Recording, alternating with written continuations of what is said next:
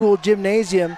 We're in the north gym. There's a south gym with other things going on, more wrestling, but we wanted to quickly get on board so that you could watch Decker Ford. He got a takedown. He looks like he got a couple of back points. Yeah, at least 2 back points. So he's ahead 4-0 right now, just as a minute into the first period of the first match. My name is Jason Hoops. I'm here with my good friend Travis Ludlow, and we love wrestling and just like to talk about it. Yeah, good morning to y'all. Hope that all is going well. So right now we've got Kyler Jenkins. He's wrestling Cooper Ford on mat 1. On the other mat, we're only showing the one, aren't we? Yeah, we're just showing one because it's Decker Ford's got his opponent from Delta on his back in a cradle. Decker's digging his knee. That bottom knee is getting dug into Delta's rib cage right now, and that's what he's doing to try to get the back flat, and Delta grits it out. Nice job for Delta for gutting it up and getting out of something like that that's hurting. Maybe just a quick update. Do we have anyone on yet? Yeah, not yet. I just like to hear myself talk. You're sounding awesome. I just cannot believe it. 9, here we go. All right, folks, those of you that just got on, the first period just got wrapped up with Decker Ford against Delta. Delta wrestler gets his choice, round number 2, and he decides to take neutral. But right now the score is 7-0 in favor of Decker Ford, who apparently the ref said, you got blood on your nose, so he's going to go clean that up real quick, taking a little bit of break in the action. Hey, while we're waiting for that, Jason, let me just give you an update on team scores that's starting this morning. This is where we're at here in the divisionals. Juab at 124.5, Canyon View at 110, Delta 108, and Union 91, and Grantsville at 90. So that rounds up the top 5. So top 3 is kind of it's kind of competitive right now. Yeah, this is great.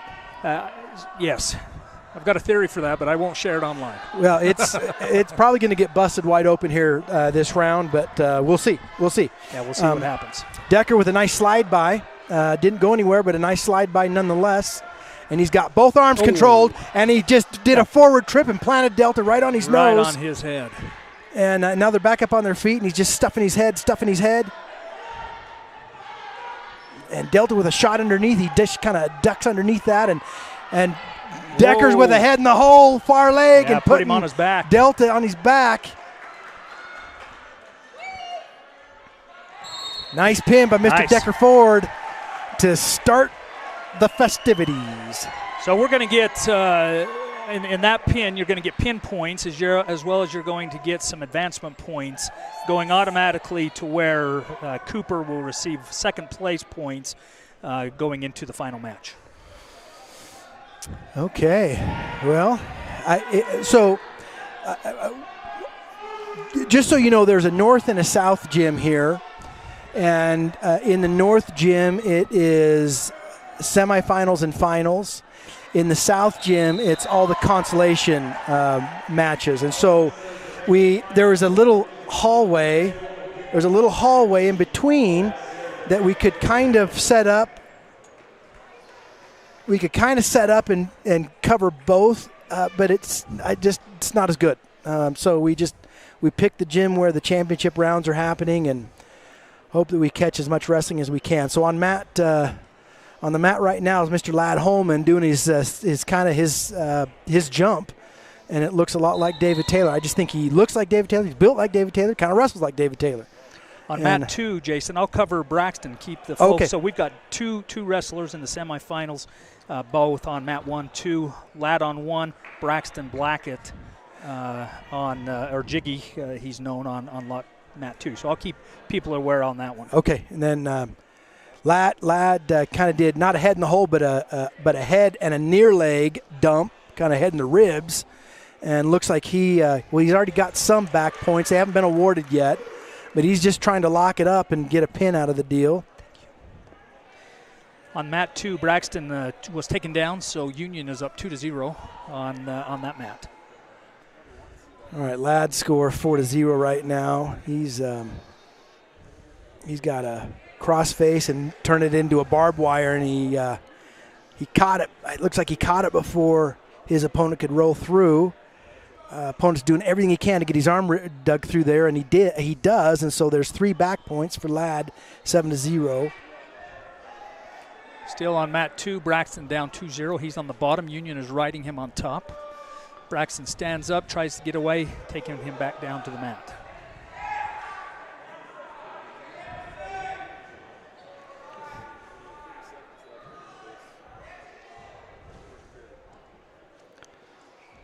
All right, Ladd with a near side cradle attempt. They head off out of bounds, head back to the center, but they're wrestling. They're wrestling hard. So Braxton Blackett, he's wrestling a kid from Union. So Grady Roybal is the kid that he's wrestling.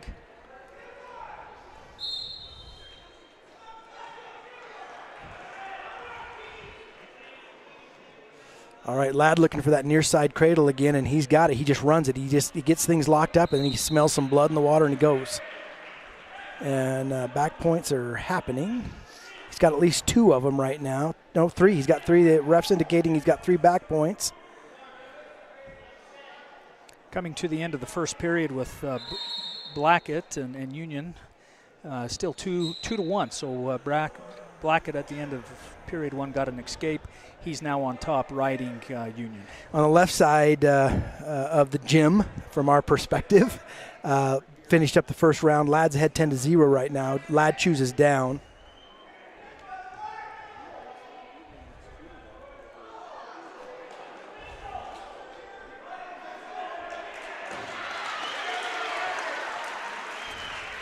Union got a reversal. They are up 4-1 on the Union Blackett match.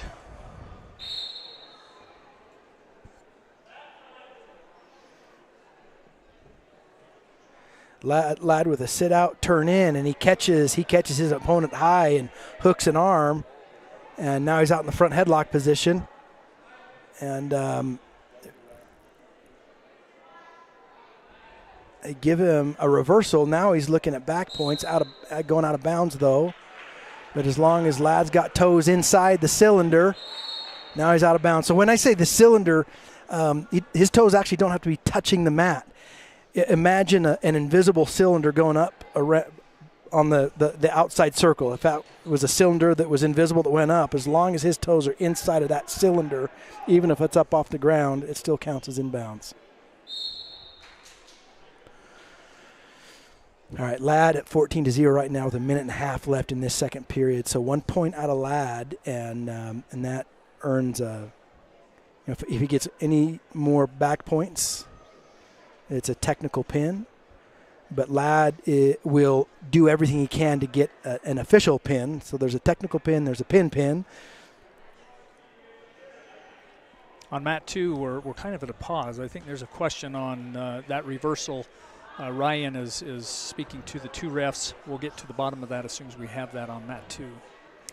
All right, so right now Ladd's just going for the pin, and he gets that.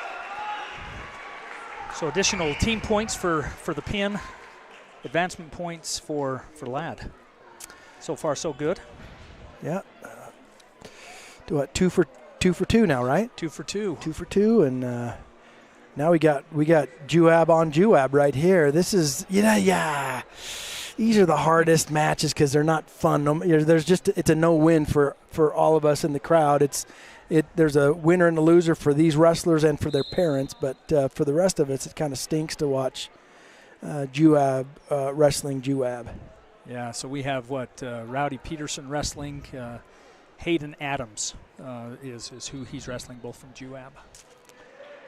All right, Rowdy with a high crotch attempt, and Hayden does a good job of getting his hips way, way, way back. And now a little throw-by attempt by Hayden. Hayden is a junior, so he'll have 1 more year, and of course Rowdy is a senior. Rowdy with just a nice blast double head in the chest and sits Hayden right on his butt for a 2-point takedown. Head out of bounds, and the way they go back to the middle. Should I try zooming out, catching both mats, do you think? Yeah, see what that looks like.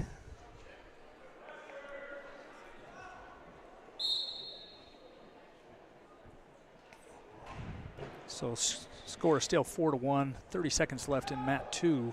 with Jiggy versus Union.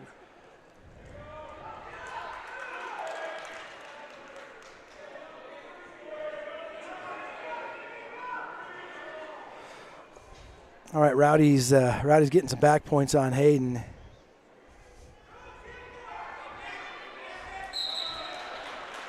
And Rowdy's got the pin.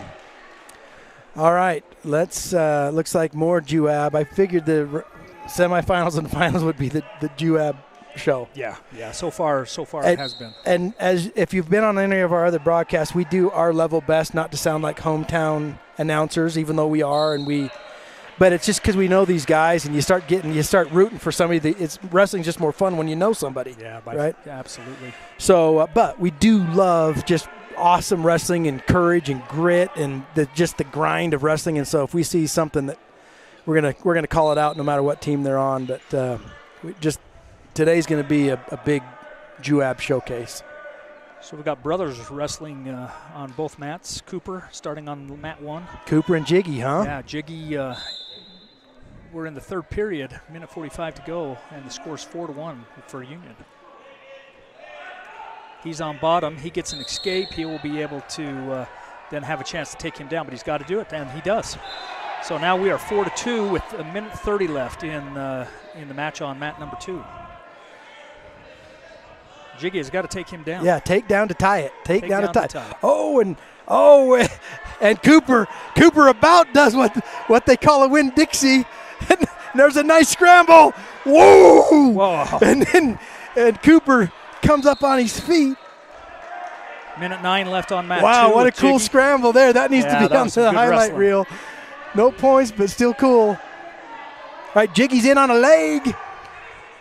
Cooper's got a leg, and he's got a takedown. 2-0 right now for Coop. 57 seconds left on mat 2. They stall, start again. 52 seconds. All right, Cooper's got a bar arm and a half. Wow. And it looks like he's going to lock this one up. Let's get that real quick. Whoops. Sorry, buddy.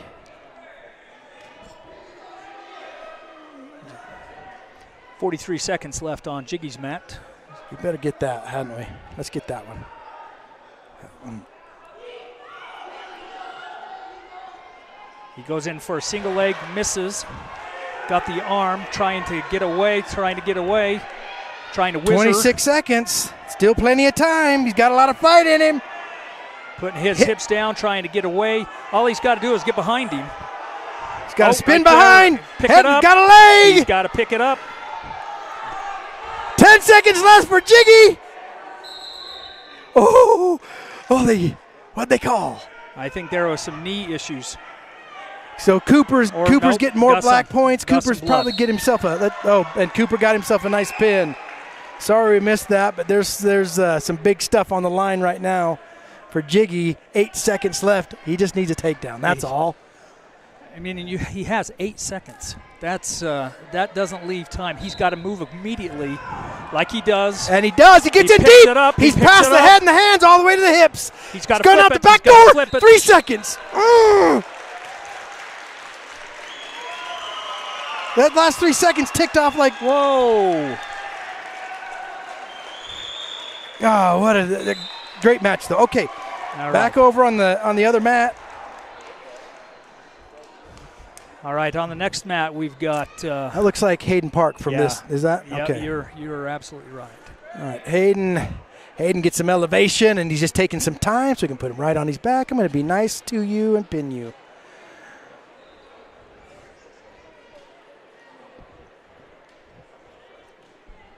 Right, Hayden, see how Hayden's just trying to control that leg, because by controlling that leg, you can control the hips. And wherever the hips go, the shoulders have to go. And so that was all Hayden being strategic all the way from the beginning of that takedown. Nicely done by Hayden Park. He was wrestling Brant Blood from Canyon View. So another win and another pin heading into the final matches tonight, Hayden Park. All right, coming up next, Mr. Garrett Perry. Garrett Perry. We'll announce quickly who he's wrestling. It looks like a kid from Delta he will be wrestling. Garrett heads to the side of the mat, just kind of chilling a little bit. It's a little routine. Most of these wrestlers have kind of a routine that they follow to get their head right, and they follow that routine come, hell or high water. So Garrett is wrestling Drew Beckstrom from Delta, a senior. Record shown on Track Wrestling of 18-8. Garrett 35-13 at this point. And almost always I'm going to take the guy that's got the more matches when it's that many more. All right, so nice backward dump, and Garrett plants him right on his lower back. Didn't have control to get back points, but a nice hard physical takedown. Yeah, enough to get the 2 points. Yep.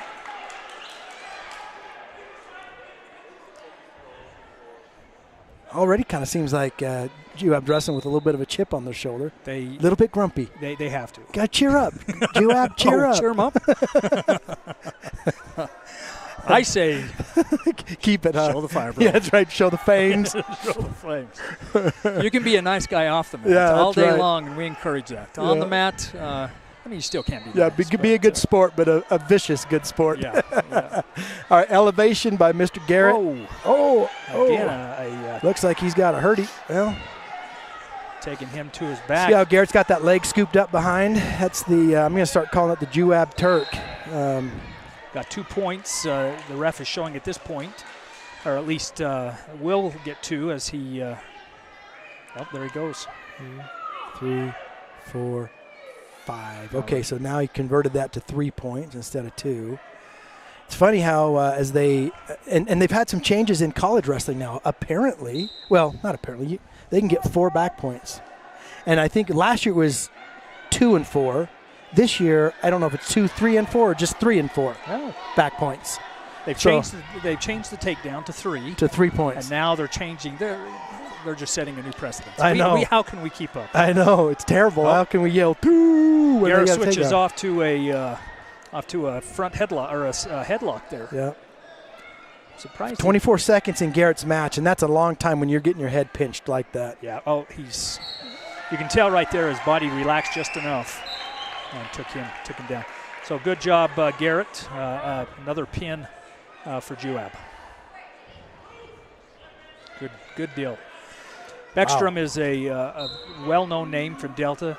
Much respect for them and for their family, for Delta as a whole. So that's fun. I grew up in Star Valley, Wyoming, raised my kids in Star Valley, Wyoming, and we've always known about Delta wrestling. Always. Yeah. They're just tough. We talked to a gentleman 70-something years old up here.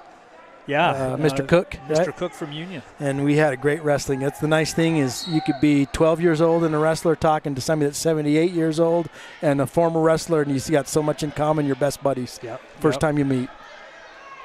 Wow, Union. So we've got Tucker Roybal on mat number 1. He's wrestling Easton Johnson from Grantsville. I think that's the mat we're showing, so we'll just keep it here until Juab moves. Tucker has a record of 26-1. He's a sophomore, wrestling Easton Johnson, a senior from Grantsville, record of 22-15.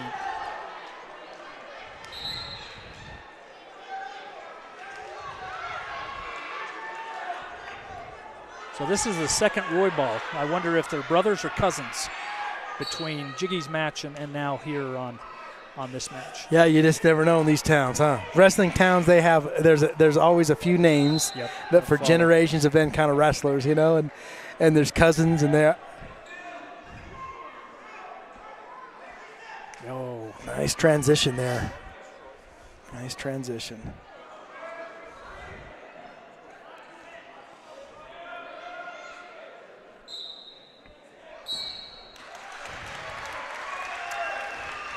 So that is a pin for Union Roybal against Easton Johnson. Next, it looks like we have a kid from Grantsville. We'll get that information coming up soon as we keep the... This is the same Grantsville that's out by Tooele, right? Yeah. Okay. Yeah. We're a little ahead of Track Wrestling, so we're kind of waiting for them.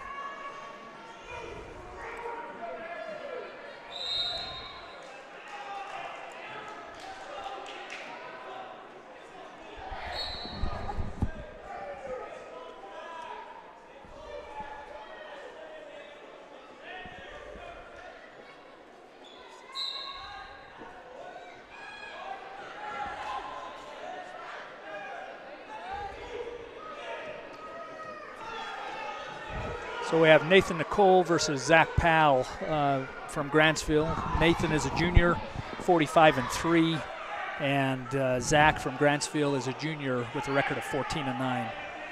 2-1 right now in that match.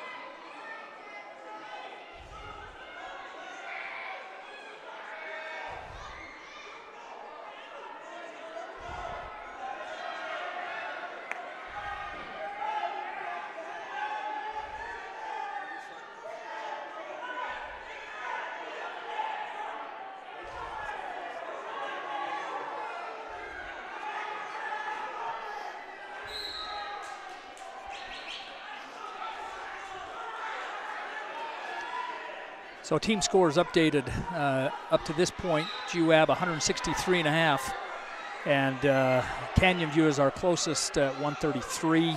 Delta at 113. So you can start seeing how it's starting to move apart a little. And Union rounding out at 102 for the top 4 spots.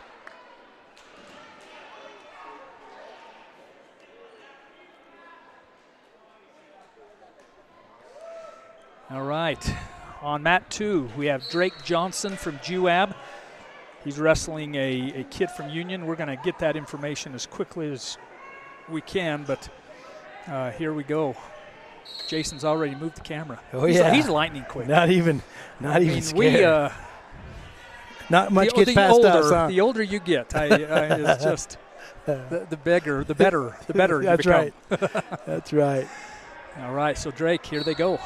Drake in on a leg. He's trying to elevate that, and then he just kind of backwards. They call that run the pipe or run the pike, and kind of sets him back on his butt to collect his 2 points. There's usually 2 ways you can take a takedown. One with your head on the outside, and you push him away from your inside ear with your head, or you can dump him onto their hip. And Drake, little roll through, and Drake's opponent capitalizes on that. Drake's just a little bit out of position, but he's inside the leg. And he figure fourth the body. Oh. So Drake collects a point for that. You can't do that. You can't squeeze their guts out. Yeah, that's, especially when you go to a figure 4. Now you can scissor the body. Right. That's almost. I don't know why the figure 4 is any more dangerous. Is it because you got that leverage that you can crank? Maybe. Yeah. That's interesting. But he goes up now. He got 1 point. Still on bottom. Up now 3-2. Drake popping his head out, and Drake's got the reversal. 5-2 now. A minute left in the first period.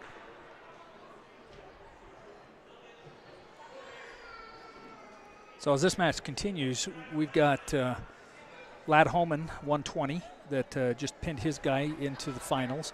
If Drake wins this match, we will have a GWAB final. Oh, my gosh. But that's what happens, though, when you've got a really tough team with a ton of depth. And that's just one thing it makes it hard for teams to compete against a GWAB or something like that when,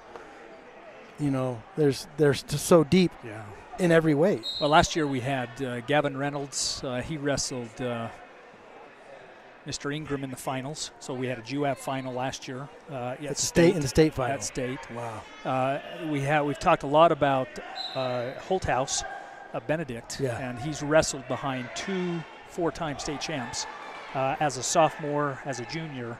Of course, now as a senior, he's gets to let his light shine, and he's making the most of it, isn't he? He is, and so you can again see that, your day's going to come here at GWAB. It may take a year or 2, but it'll come. Yeah, it'll come. And the competition is so tough inside the room that it doesn't really. So I grew up with Rulon Gardner, and I watched him wrestle his older brother Reynold year in and year out for the varsity spot in high school. Reynold was a 1 year older, and Rulon although there were some of us that suspected he could probably beat Reynolds, and I don't know if it was a big brother mind trick, that he never did beat Reynolds for varsity, the whole never. time. Wow. So we had the 2 toughest heavyweights in the state, and probably for all kinds of states around. Yeah. But one of them couldn't, and back then you could only bring one guy to state. Right. So Rulin was never varsity. An Olympic gold medalist was never varsity until his senior year. And he made hay that senior year. All you JUAB wrestlers, if you're listening, make sure you just keep at it. Yeah, keep at it. You're in the right environment. You got a phenomenal coaching staff. You got great competition in your own room. And during the off season, you're an hour away from a number of tournaments. You could just wrestle all year almost. Yeah. And that's the magic, is just get as many matches under your belt as you possibly can. With good programs, you just reload every year. Yeah. Sometimes you think, well, when is JUAB going to be have an off year? Right. Have a rebuilding year? Right. They don't have those. Not with super good programs. Yeah, we've kind of described it on this broadcast before. It's kind of like a shark's mouth full of rows of teeth. One tooth falls out, the next row pops up. Yeah. New tooth. Yeah. That's just as sharp, maybe even sharper. 5-2, so end of second period, 5-2 on mat number 2. We are starting on mat number 1. Wyatt Hanks from Manti. He is wrestling Preston Agard. Wyatt is a sophomore, and Preston a senior with a record of 36-13. All right, I'll keep an eye on Wyatt and Preston.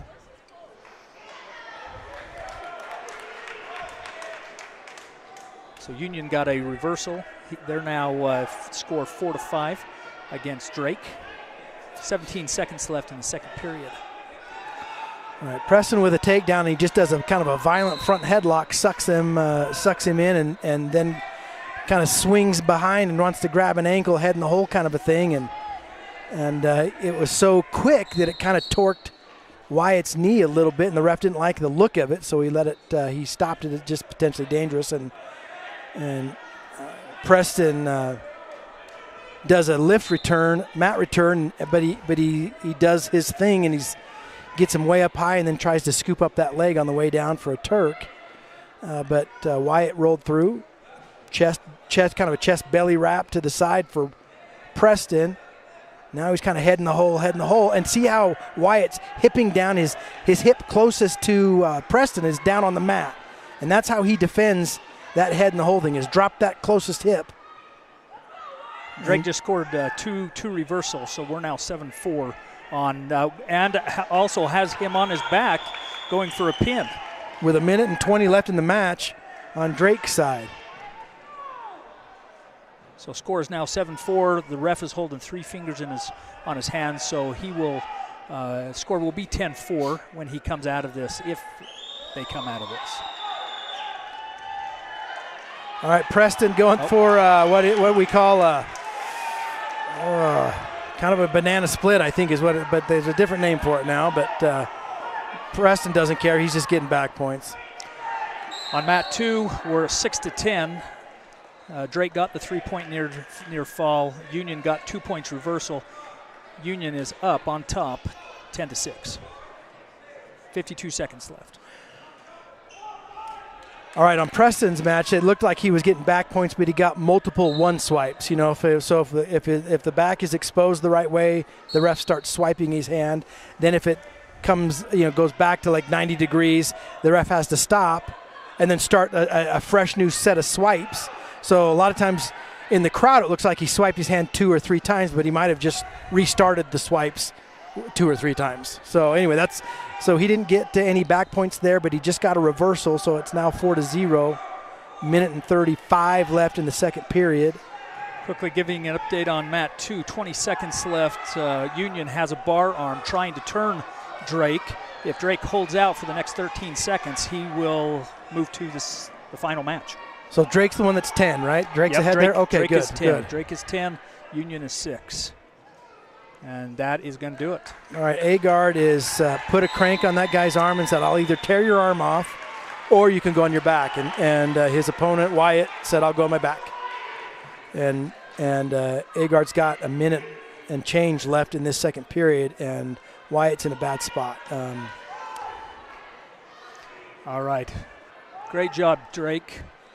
That's good for him. So in that final, we will have 2 JUAB wrestlers going head-to-head in weight 120.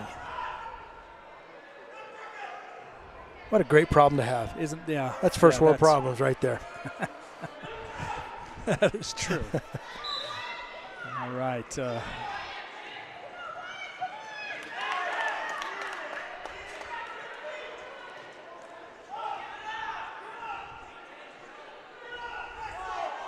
7-0 on Agard's match. And he is just putting just pressure on Wyatt. No matter what Wyatt does, Agard's just looking for back points here, an arm bar there, cradle here. He's just not letting him take a breath at all.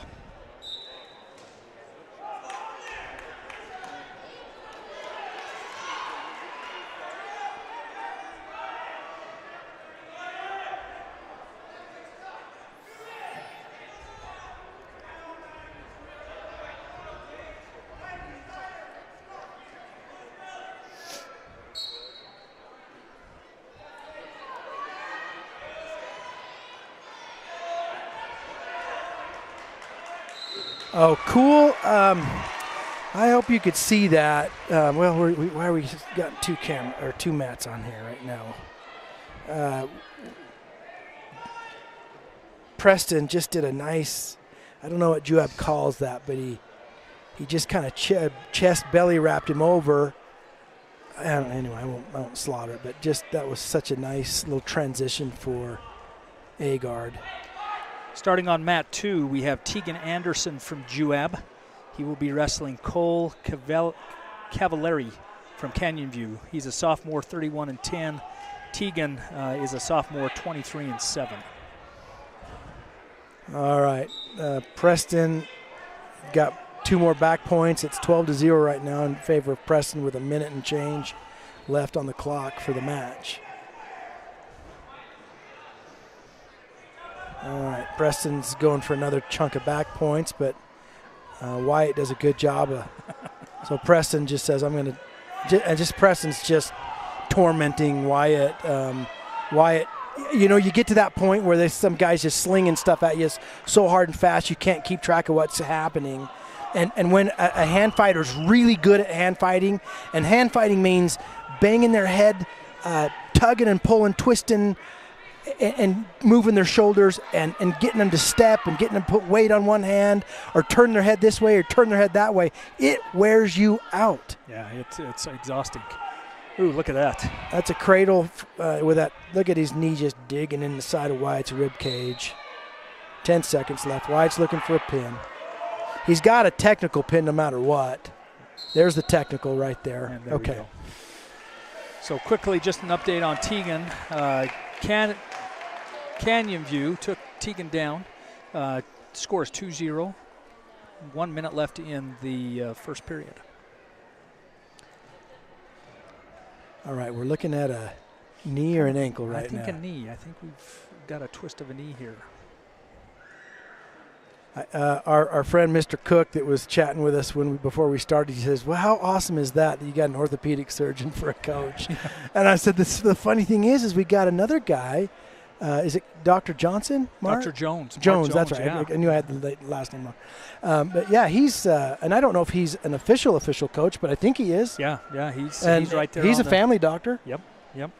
And a good one. Serves our community super well. That's where we went last, and we talked wrestling about 80% of the time and then talked medical stuff the other 20%. Yeah, next time you're in his office, make sure you let him know his BYU favorite team. We have a lot of fun. When we used to really go head-to-head, he occasionally came to my house and put red all over. So we'll. He's a U fan, huh? Yeah, he's a U fan. Yeah. We love our Mark Jones. So yeah, he's a good dude. Yeah, Tegan scores 4-1, 26 seconds left, and he's kind of favoring that knee a little bit, as you would. of course. That's one of our young men that he's going to be around for a while. He'll have 2 more years. He wrestles behind Cooper Blackett for the varsity position. So Cooper is a senior. Give plenty of time for Tegan to shine.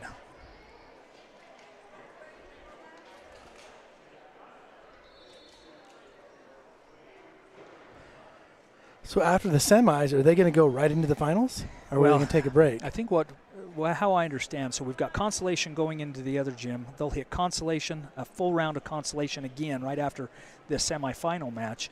And then that's going to determine, that second round is going to determine who will be going for 5th and 6th, 3rd and 4th. They'll wrestle that. I don't know if they'll bring it into this one mat where we can watch those wrestles, 5th and 6th, 3rd and 4th, and then the finals. So we're not going to be here all day. Wow. They're moving pretty quick. That's nice. What's your guess on here driving away at what time, do you think? I think they've planned somewhere around 2 or 2:30 to have the finals started. So 5? 4 o'clock, 4:30, well, maybe 5. Yeah. 5 Clean at the up. latest. Yeah. They put us to work scrubbing toilets? Yeah. We've got to earn our keep. Yeah, that's right.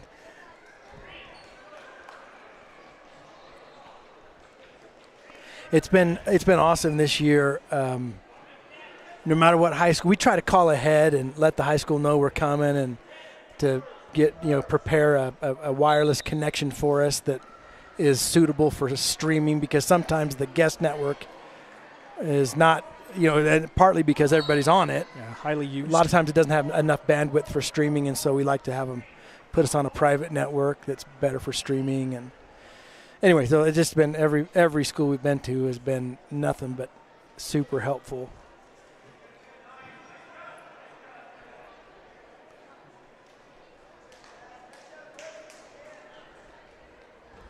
They do have the wrestles on Cougar YouTube, but there's no broadcasting. It's just a camera, and so hopefully we can get those that are not from GUAB also aware, and they can watch the finals. Yeah. That was fun to watch the finals last week when you were broadcasting at Mountain Crest. Oh yeah, I got home from my responsibility and watched the finals, and it was wonderful. Sweet. I thought I was laying in bed, I think it was last night, and I thought, what, for next year we need to have a banner, one of those canvas plasticky banners. Watch it, GUAB Wrestling? Yeah, that we just hang right here. Wherever we're broadcasting, just hang it there so people can see, GUABWrestling.com. I'll go there and look. Yeah. Jason's much better at in being a more in-between guy, not a hometown guy. He's teaching me how to do that a little better. I struggle with that sometimes. Well, it's because I'm new here. Like I'm just now like, oh yeah, that's Garrett Perry. Oh yeah, that's Cooper Black. Oh yeah, I don't know that guy, Hayden Park. It just feels like it's just been the last few weeks where I'm starting to like confidently recognize people. I hate to call somebody by the wrong name, and so it makes me more hesitant. But it's just so nice because all these guys since they were little, most of them since they were little. Yeah, been around their families and their older brothers and all that kind of stuff, and it just makes it more fun when there's extra detail,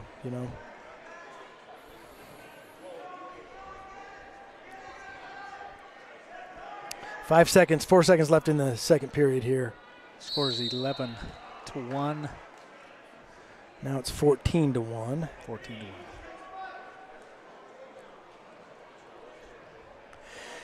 It is frustrating, I'm sure, for some teams to come into this and know that they're just going to fight for second place. And I'm not saying that from a position of arrogance. I'm just saying that it is frustrating for other teams to be overwhelmed, really, by what GUAB brings into the gym. It's kind of where Penn State is on the collegiate level, right? There's nobody thinks they're going to win, take the national championship. Nobody does, except Penn State. Wow. Right? And they're talking right now that they have a chance of setting the all-time scoring record at the national tournament. Penn State does? Penn State does. Wow. The all-time scoring record is by Iowa, University of Iowa, 170. I can't remember if it was 170 or 170.5. And right now, if Penn State wrestles to their ranking, whatever they're currently ranked, if they wrestle to that, They'll beat it. they'll be 160-something points. Wow. And if you've watched the college national tournament over the last several years, which team outperforms themselves? Penn State does. They always outperform themselves. That's where they wrestle the very, very best. So, and they're just psychotic about bonus point wins. So they're not there to win a little. They're there to win big. And, well, and again, that's matters. where it comes in on the team sport side.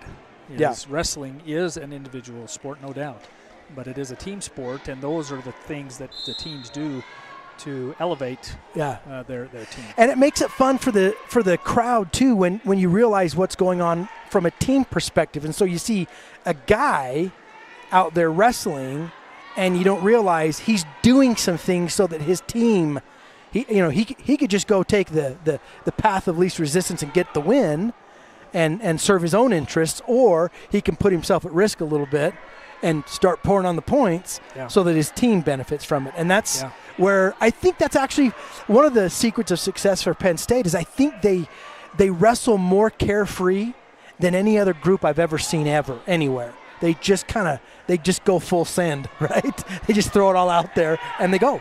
And they're not done putting points on the board until the ref blows the final whistle. And I think it changes their mentality a little bit.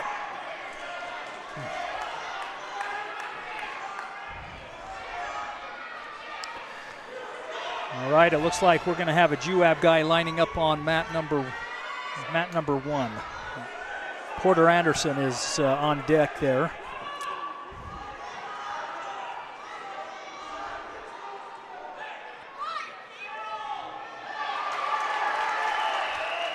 Actually, Porter Anderson's coming to mat 2 on deck. Oh. Holthouse is going to be on mat number 1 now on deck. Okay. So we've got a little break until we have JUAB wrestlers back on the mat. Found out that one of Benedict's uncles from England is watching. Maybe not today, but he's been watching off and on throughout the season. From England? From England, yeah. He's got family out in Kansas and in Iowa near Des Moines. And they get to watch, and it's a big wrestling family, big extended family they all love wrestling, and it's fun for them to watch Benedict. It's fun for all of us to watch Benedict. Just it helps me understand now why he's the way he is. He's been wrestling behind some 4-time state champs his whole life, and now he's busted out, and it's just get out of his way. But man, he is fun. It's he's another one that he doesn't stop putting points on the board until they make him. Yeah. and he wrestles throughout most of the periods just for that very purpose, is saying, hey, what can I do to improve or to work on this one? And so he does. I was more of the wrestler that you just pin him as fast as you can, get off the mat. Yeah, that was kind of me. I just wanted to be done. Yeah. Let's go get it done. Why sugarcoat this? While we're at it, we've got a break in the action. We've had it's been awesome for the JUAB wrestling program to have amazing sponsors throughout the season. And a lot of times you don't realize the role that those sponsors play in making sure stuff like what we're doing right now happens, and that wrestlers during the off season have the ability to go do things that a lot of the wrestling teams can't do. But we wanted to thank our sponsor for this week, and that's Total Archery Challenge. We appreciate you sponsoring JUAB Wrestling. It makes a huge difference. So any of you thinking about getting into archery, or you already are, you probably already know about Total Archery Challenge, but if you don't, get down there and support them. Yeah, thank you, Total Archery, for all that you do for the JUAB wrestlers. While Jason was visiting, we had an upset. At least the guy that was losing ended up winning. A Union kid wrestling a Delta kid pinned him in the second round. Porter Anderson's next on mat 2. Porter Anderson will get his name shortly. Let's get it here.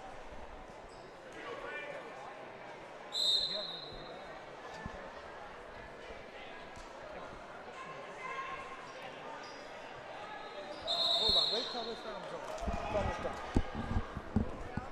Trying to grab that. Oh, camera. Here we go. Okay, Porter Anderson. We're going to have, he's wrestling the kid from Canyon View. Goes in for a single leg, picks it, and heads off to the side of the mat. Still up. So Blake Crowley from Canyon View, junior with a record of 43-13, wrestling Porter Anderson from Juab, a senior.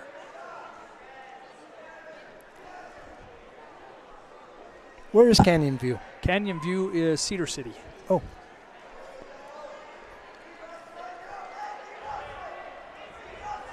All right, Canyon View. Blake in on a leg, and Porter is giving him all kinds of hips. Got an ankle too, torquing on that ankle.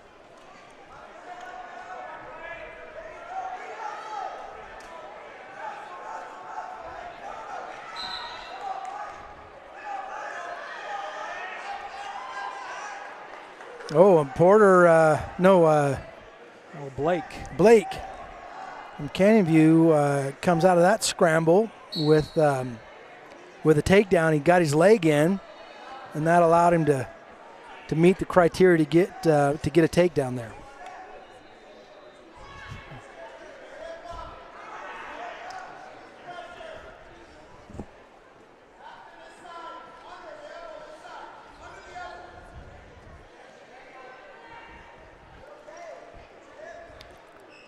All right, Porter got Blake up high and scoots out the back door for a reversal. Score's tied up 2-2 with 15 seconds left in the first period. So nice. That's a great thing for Porter, just to tie it up. It's a little momentum changer. At least there's a little mental dent in Blake's head right now, just a little bit. But it's nice to score at the end of a round. Yeah, so 2-2 going in the second period. Oh, I finally see that's mat number 2. See that little? Yep. I just saw that just now. Not much gets past me. No, Jason, there is not. We were just guessing which was mat number 1. Oh, I thought we were guessing. You probably knew all along. Then I finally see, oh, there's a number 1. That's what Travis is referring to. Porter has kind of a cheap tilt that he uses. That's what he's trying to work on right now on the Canyon View kid, is one of these cheap tilts. And a cheap tilt is what they called it back in the days when it was new, and people thought, oh, you shouldn't get points for that. What kind of control do you have? Way too easy. And that's just become, remember Anthony Robles from Arizona State? I do. One-legged wrestler, born that way, and he won a national championship for Arizona State, all off of tilts. That guy could tilt every which way but Sunday. Oh, because his arms were as large as most men's legs. Yeah, and he was so built. He was amazing, and an amazing human too. Story is that his mom, when he was 5 or 6, bought him a prosthetic leg. Big money, that's not cheap. And he took it off, wouldn't wear it. He says, I'm not as fast with that thing. So. Oh, who has control? That's the fight. Let's see what happens. Oh my gosh. There's the roll through. Wow. Oh, there it is. My gosh. There it isn't. Oh. Yeah. Who's got it? Canyon View comes out. Canyon View comes out. Yeah. Oh, what a great. Come on, fight here. There's the pin for Canyon View. That's a good win. Everybody loves to beat Juab. That's how you know you're a good team, when everybody loves to beat you. Everyone cheers against Juab. Yeah, that's great. Okay, Benedict up on mat number 1.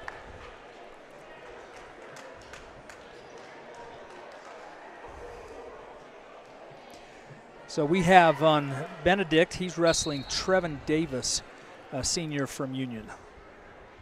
And Union,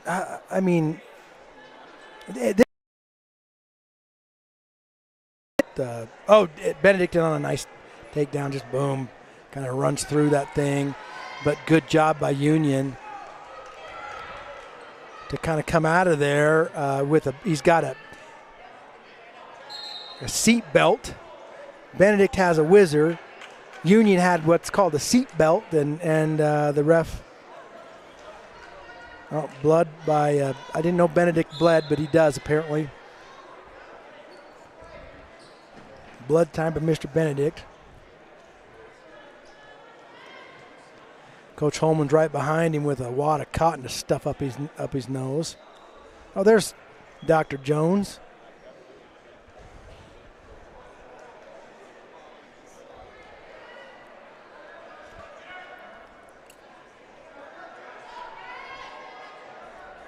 Got an orthopedic surgeon and a family doctor working on a bloody nose. Yep. I like our chances. Yeah, it's gonna. Yeah. That's right. All right, Benedict touching the mat, just kind of checking his position, and then a shot, just shot from space, and you're not going to turn Benedict in that. Yeah, and you know what? That's kind of a Union there. The Union wrestler thought I could just roll him through, and instead of bailing out quick, and that cost him. Well, didn't cost him any back points, but it almost cost him back points, and if that's the case, it's going to almost cost you a pin. All right, Benedict on top did something the official didn't quite like.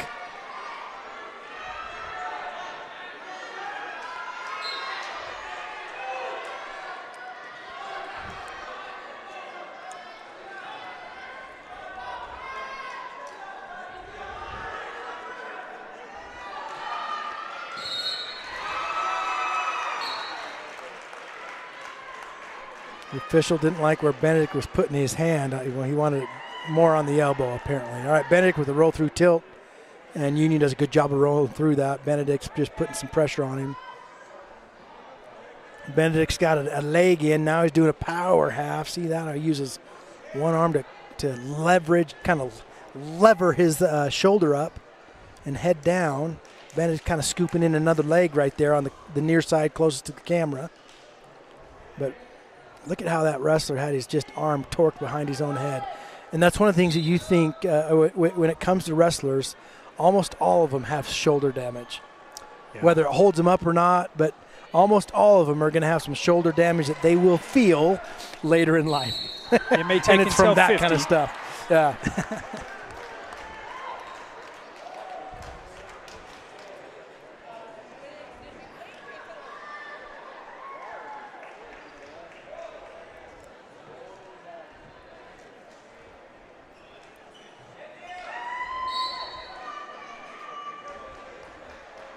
All right, score stays at 2-0.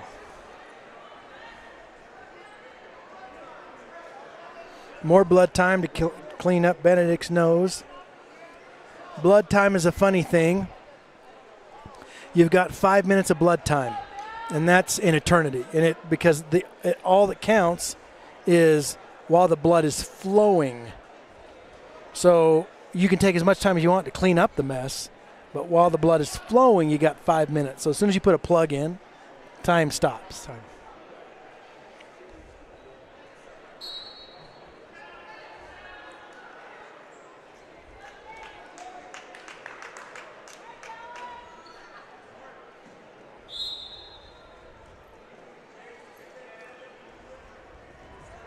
Benedict with a nice sit-out switch.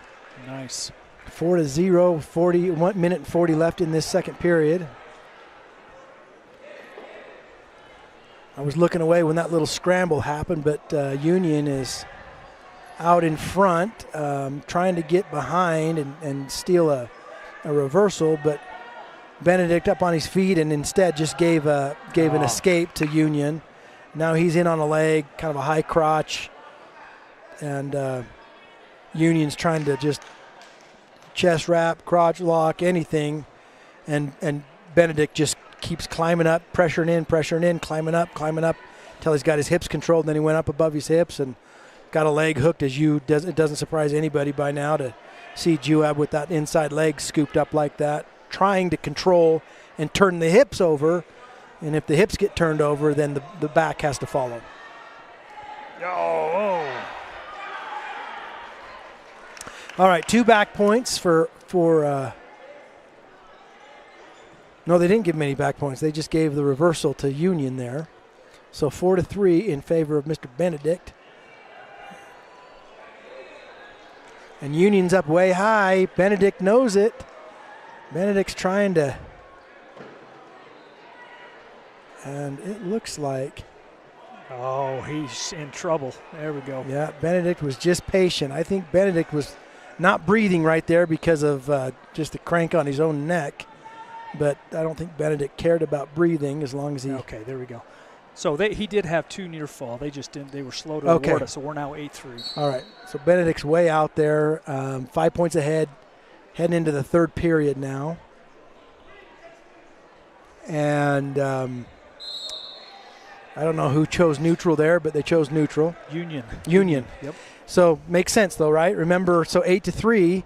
He's got to get 2 scores. He's got to get a takedown and a full set of back points just to tie this up. So why not go on your feet where you could hopefully do a feet to back kind of takedown and get your points in one fell swoop. But Benedict didn't give him time to do it. Benedict was in deep. Whoa. Ref's got to check that. Ref better get over there. Look, danger. Whoa. I don't know if they do that in high school, but in college they do. They check that. Yeah, Benedict would have. They yelled danger, and that's to let the guy on bottom with his. In high school we called that a defensive pin, right? But if you're almost to get defensively pinned in college anyway, the ref yells danger, and as soon as that happens, that means that wrestler that's got you in that bad position just got awarded 2 points, and now the ref's swiping hands, giving up back points. So.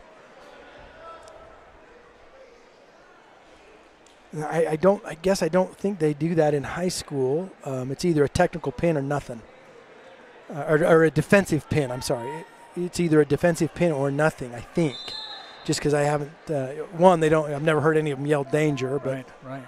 Anyway, they should. They should. I like that. Yeah, I do too. As a wrestler, you just don't want to expose your back. And if a guy's about to pin you, even though it would be a defensive pin, and you're just hanging out down there lollygagging. Yeah, you should get dinged for that. Yeah, you'd want to know. 10-3, 30 seconds left.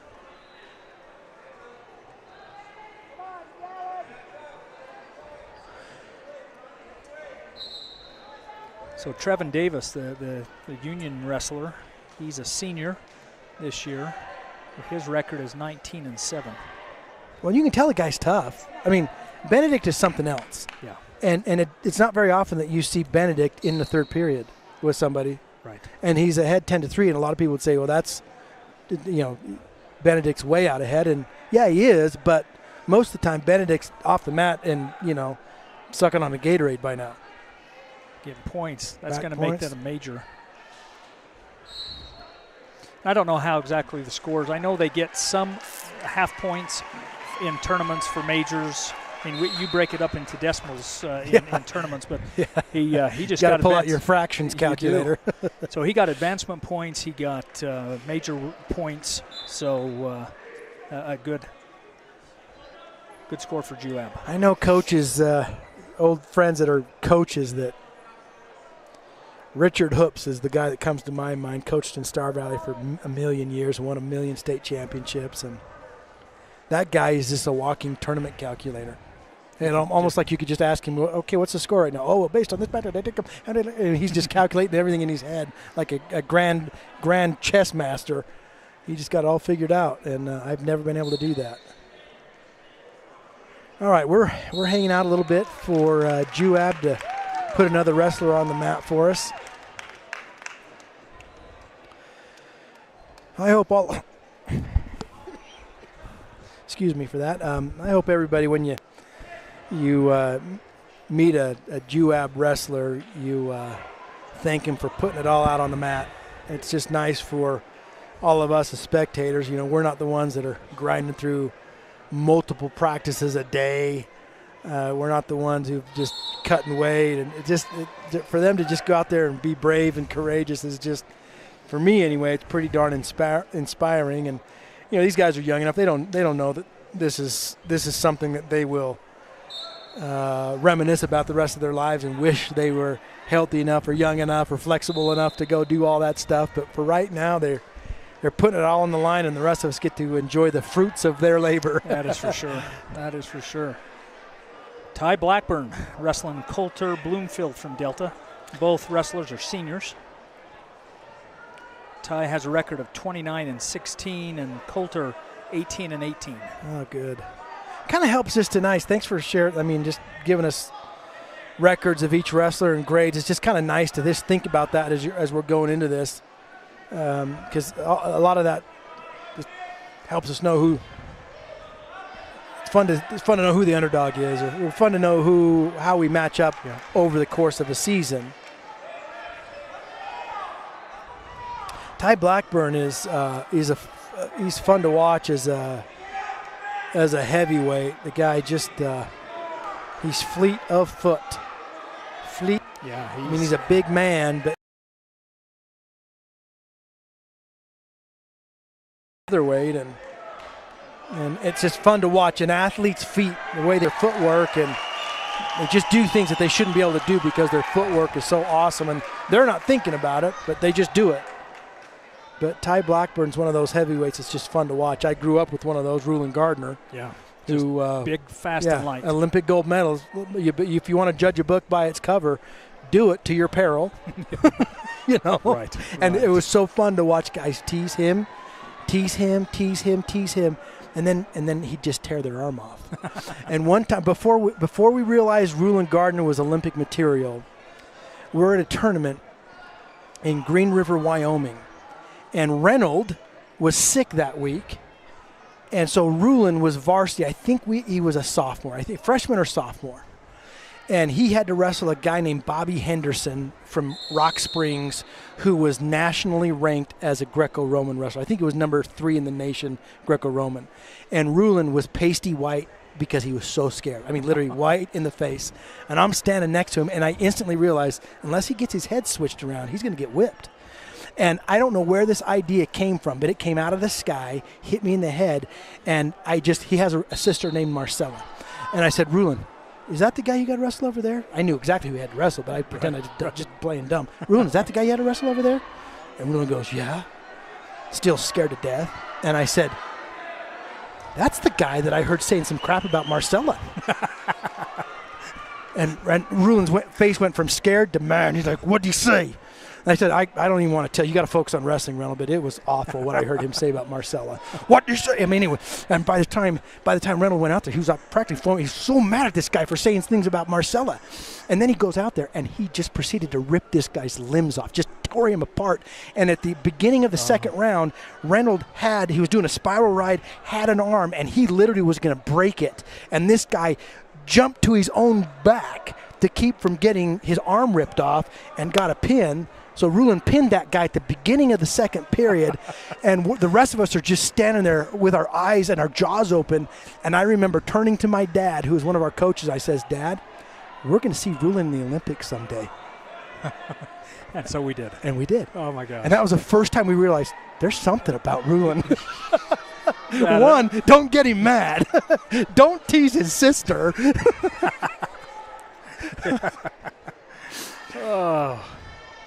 He was tough. Yeah, and Marcella was tough too.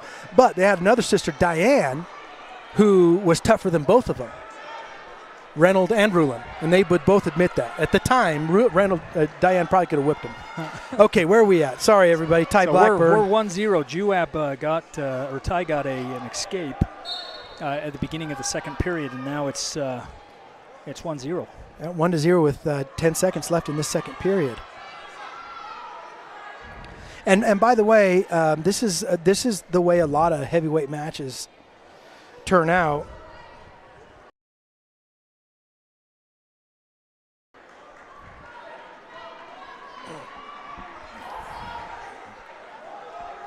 All right, beginning of third period, 1-0.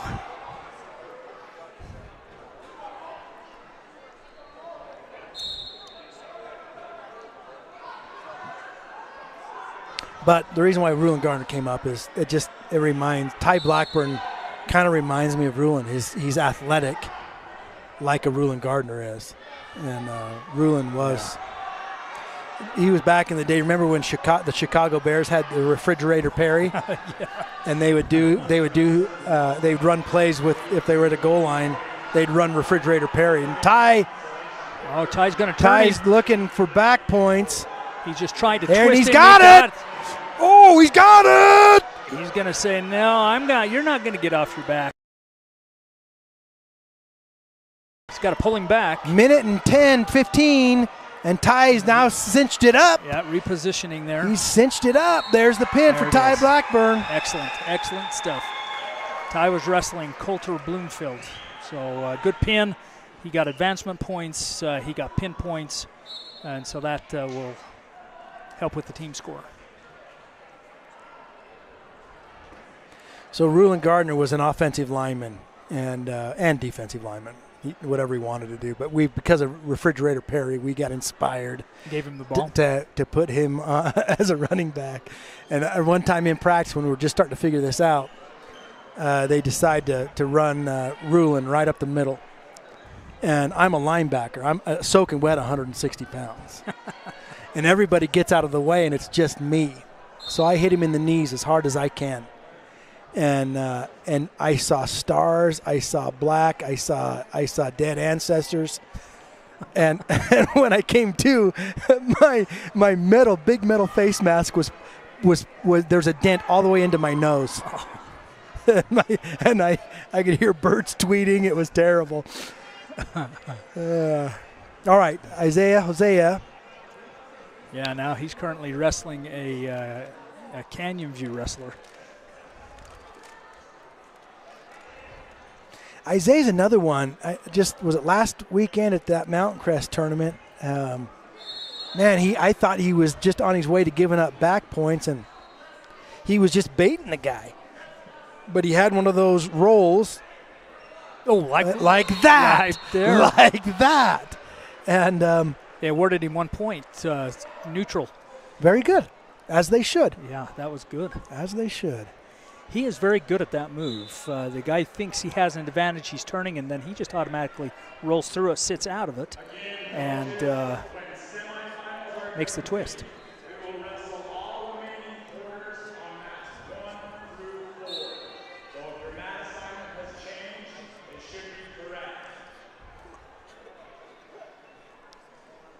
They just announced that we'll rotate.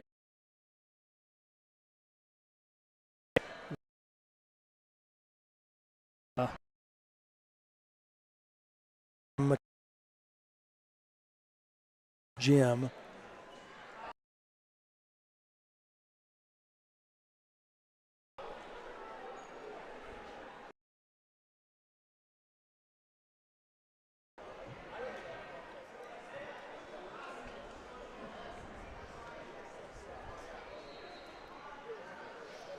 Coming to the end of the first period.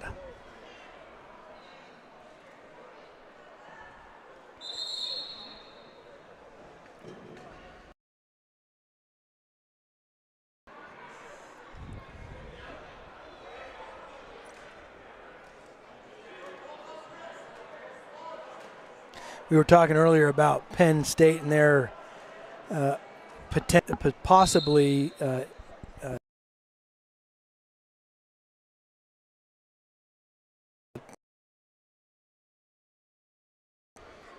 if everybody wrestles to their ranking, and I think Penn State's got 4 guys or 5 guys ranked number 1, and most of their guys are in the top 10. Maybe all of them are right now.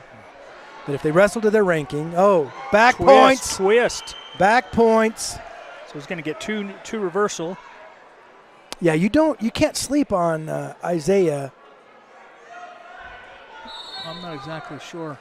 Look at Isaiah just pressuring forward like that. See where his hips are always kind of on top of his opponent's hips, and that's where as a top wrestler you want to be. And look at Isaiah's knees are not touching the ground.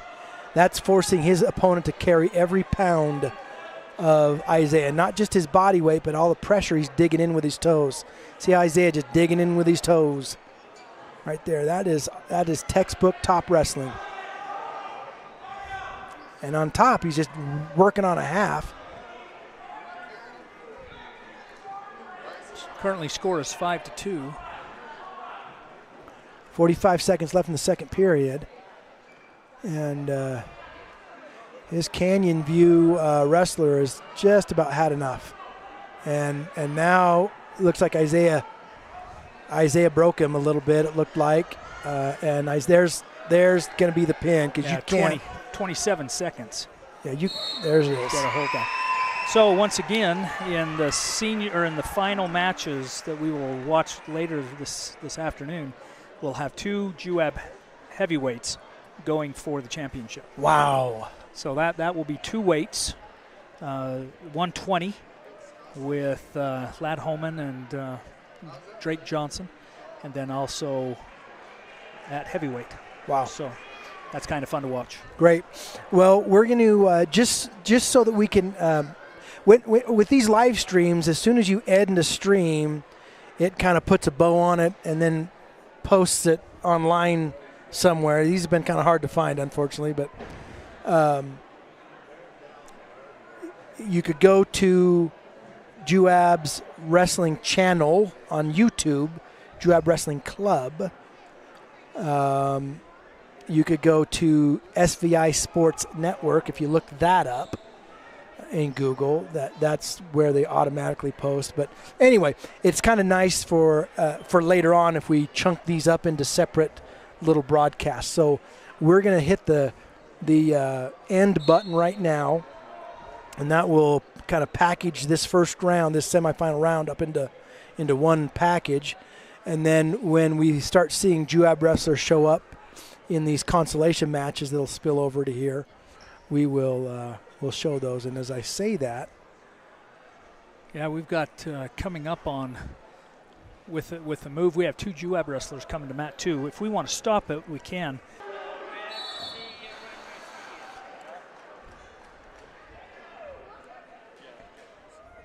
Okay, we just decided to end that last stream just so that was a separate stream for semifinals. Now we're in the wrestleback rounds, and these rounds sometimes aren't as eagerly watched, but some of the very best wrestling and some of the most gutsy, courageous wrestling you'll ever see is in the wrestleback rounds, when guys have to wrestle all these extra matches just to get back in a position to place. And it is brutal. Sometimes they call them the blood rounds, and place. And it is brutal. Sometimes they call them the blood rounds, and because it's do or die. If they lose, they're done. The tournament's done for them. This is where a lot of state champion teams win their state tournament, is these kids that got beat either in a semi or a quarterfinal, and they bounce back and they keep winning and keep fighting, and they get back on the podium. Yeah. It takes effort to do that, and that's going to be fun to watch. Yeah, that's where these are the unsung heroes on this side of the bracket. Yeah. Now you'll see them. I mean, then when they start, doing the placing matches, 3rd and 4th or 5th and 6th, whatever, that's when they kind of their light gets to shine a little bit. But up until then, it's just gutting it out for the team and for themselves.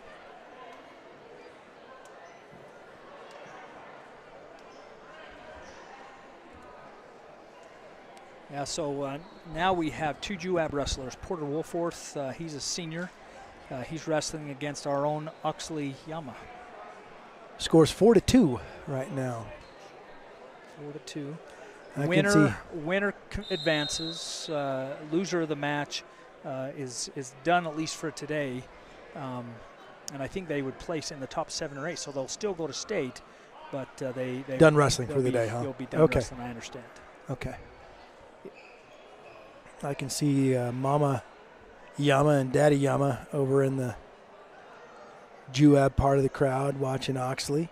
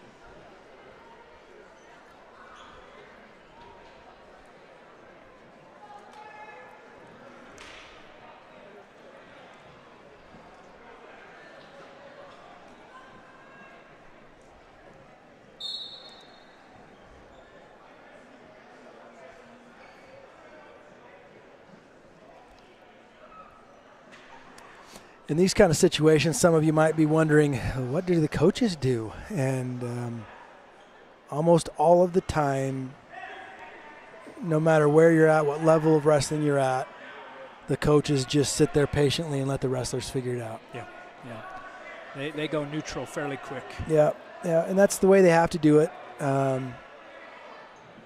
You know, even if a coach's son is out there, they usually just shut their mouth. Yeah, yeah. Well, they say we've trained all of you in the room. Now just go get it. Yeah. Go get it. Yeah, and you watch. It's fun to watch different coaching styles, high school level and college level, and you just see, you can see how they're no one questions like Coach Holman's intensity. No one questions that, but you never see him lose his mind out. You know, he's not yelling and screaming. Yeah. Because there's very little that can be done at this point. You've taught him, you've trained him, you've coached him, and other than a little bit of advice here and there, not much you can do.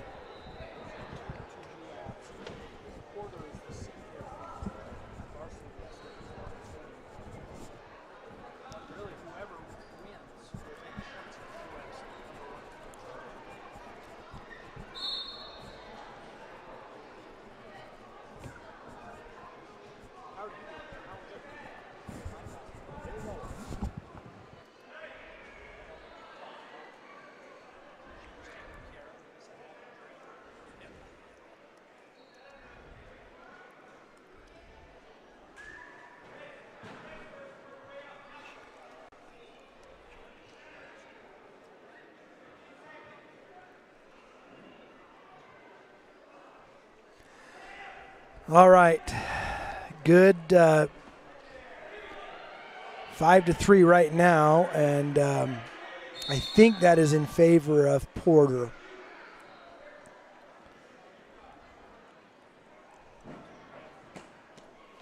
Well, and as you can see, the coaches aren't even in the corner right now. They're just letting the wrestlers, but they've got in the other corner, they've got a bunch of Juab wrestlers that are sitting there just enjoying the match and supporting their buddies.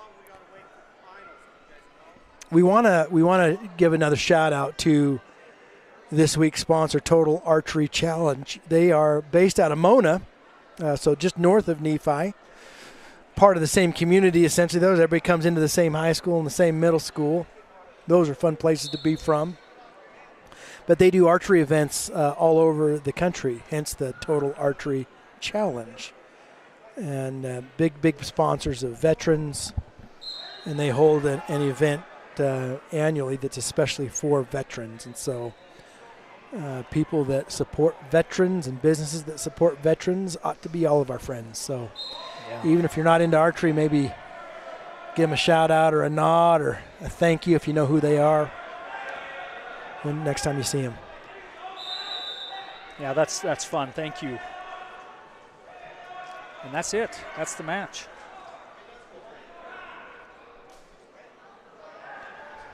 So Porter will advance with the score of 5-3. Oxley will have the opportunity that, to my knowledge, will have the opportunity to go to state. We'll verify that, but Porter will advance into the top 6 now in the bracket. Didn't Nephi last year at state have 2 guys qualifying every weight? So we had 27 wrestlers last. Out of a total of 28. 28. Right, okay. Yep.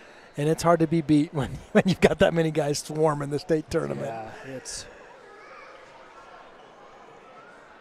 And you've got guys like Benedict that are, wrestling behind. He was wrestling behind Will Harmon, right? Yeah. Yes, he was. Yeah, Will Harmon last year, and then I think Warner the year before. Also, again, both 4-time state champs. Jeez. That's the funniest thing, that Nephi's got so many 4-time state champs all in one school.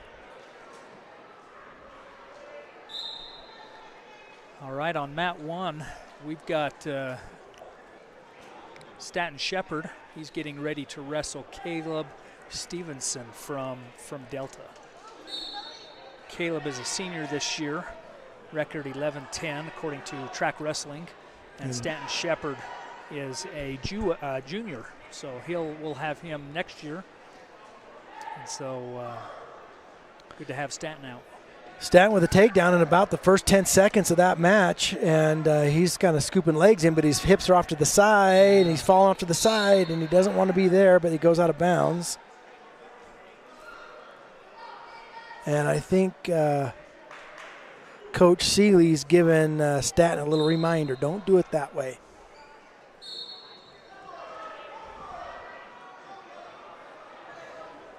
And I can tell that Stanton is doing exactly what Coach Seeley wants him to do. Forward, forward, I could hear Ashton yelling, and look at Stanton just digging. Stanton took a little break from driving forward and actually kind of pulled him back, and that cost him a reversal. And now there's an arm bar, and this guy from, is it Delta? Yeah, Delta. He's just hustling and didn't get any back points.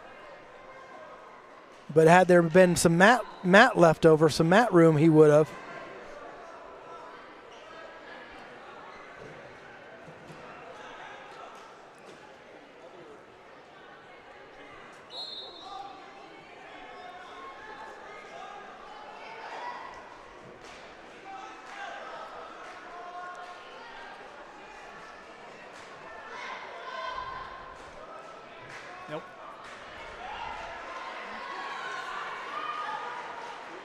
Swim that arm through.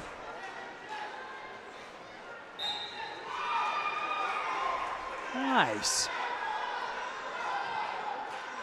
Whoa. I thought the ref slapped the mat, but he didn't. 2 points reversal for Stanton.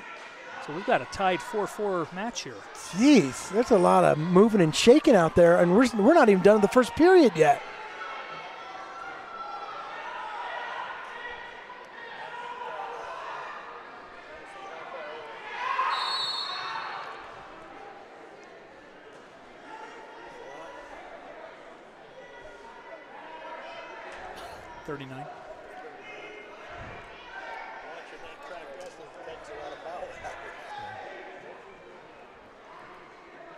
All right, back to the center for the beginning of the second period. Delta takes down Stanton, waiting for the ref to give him the signal it's okay to get on. And away they go. Stanton driving forward, got an ankle, and he's going to have the ref tell him to let go of that ankle soon, and he does. Putting a lot of pressure up on his head.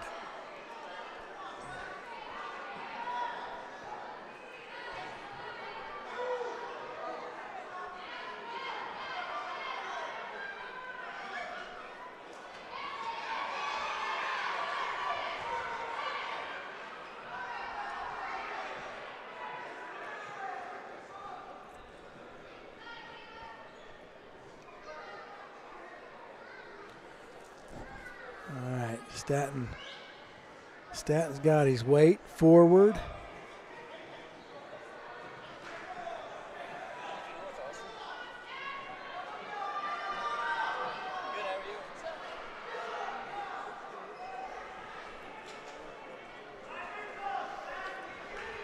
Minute to go in the second period. 4-4. Whoa.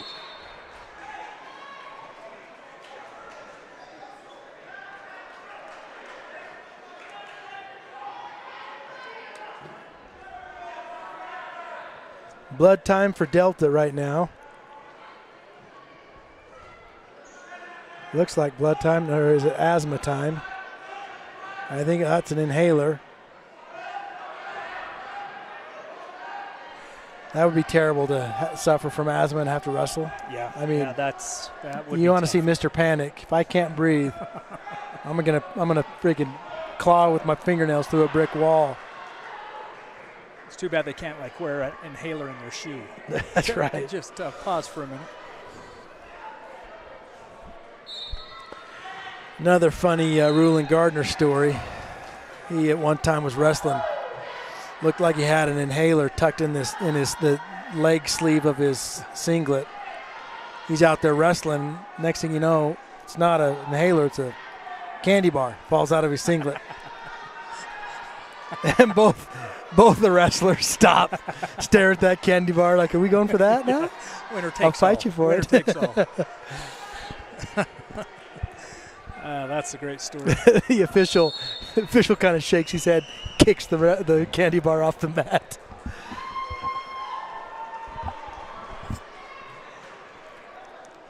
It was in St. George. Rulon lives in St. George now and has a little wrestling club that he runs on the side.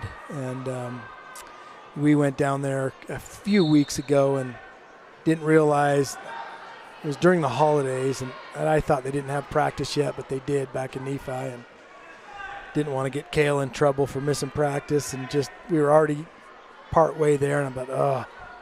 So I called Rulon. I said, dude, can you haven't practice that we can come to? And he says, I'll figure it out. You just meet us over here at this, and he gave us the time. And anyway, he called a bunch of guys in his clubs to get over here at 2:00. I got a guy from Wyoming coming in, one of my friends coming in. His son needs some practice. So he just organized a little practice just for Kale. That is fun. That was cool. That is fun. Where's he up at?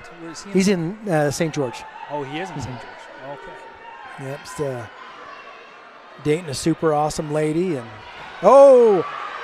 Staten all the way. Look at Staten. Staten makes it. Staten gets a reversal. Got him on his back.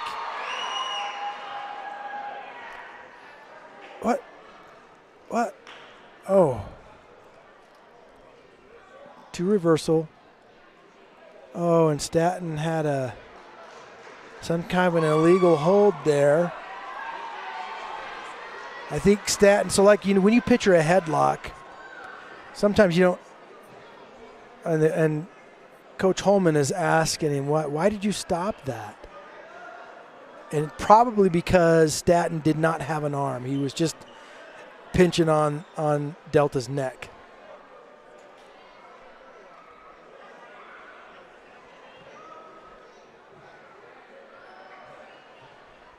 Huh. So we show that the score is 6-6, minute 36 left in the third period.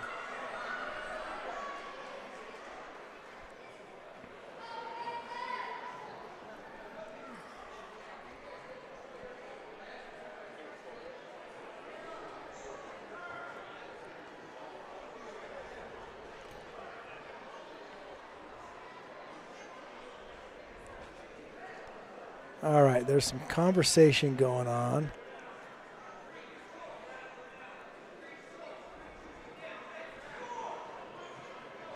All right, it's Staten's choice there. Okay, it's minute 36. What just happened? Did they do a stop? Yeah, because what looked like a headlock from our perspective, I think the ref is saying he didn't have an arm. He just was pinching on his head.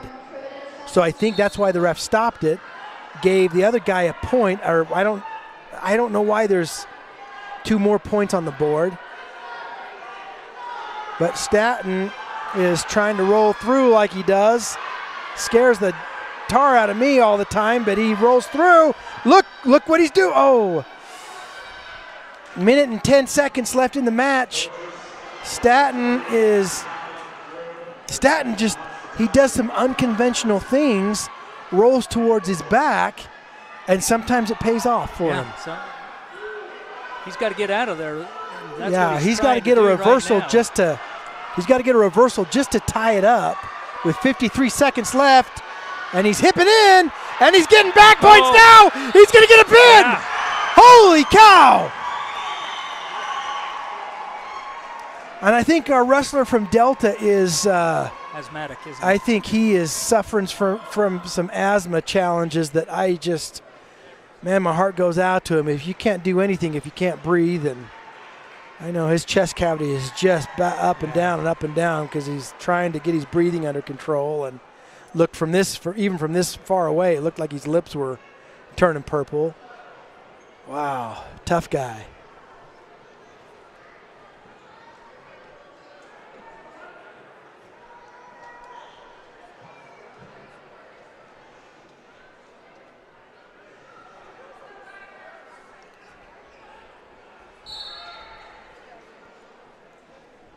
All right, so now we have Vincent, I think Vincent Ryder from JUAB.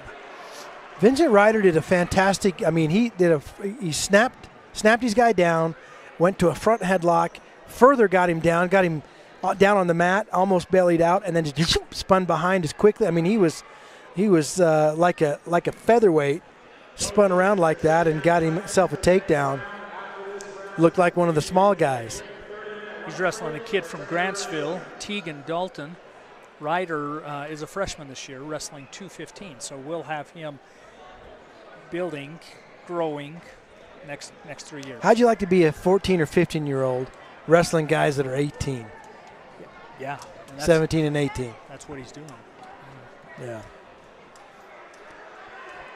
All right, Ryder, he had kind of an arm bar thing and not secured really, but looked like he was getting back points, but then Grantsville rolled right on through.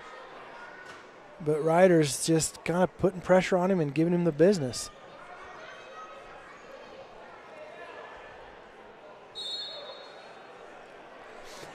Well, you're going to be tough as a freshman if your practice partners are Isaiah Hosea and Ty Blackburn and Staten. You'd learn a few things, wouldn't you? So he's got to learn to survive in his own wrestling room. It's probably nice to take a break on weekends and come to a tournament. right. He's relaxing a little bit out there right now. Chilling out. Looks like we're going to just wrestle straight through. 106 young men are getting ready to wrestle on mat 2. So no break. They're just going to continue right into the next round. This round is going to determine who will wrestle for 5th and 6th and 3rd and 4th. If you win, you'll wrestle for 3rd and 4th. If you lose, you'll wrestle for 5th and 6th. And Ryder has got, time runs out, and he was about to get himself a pin.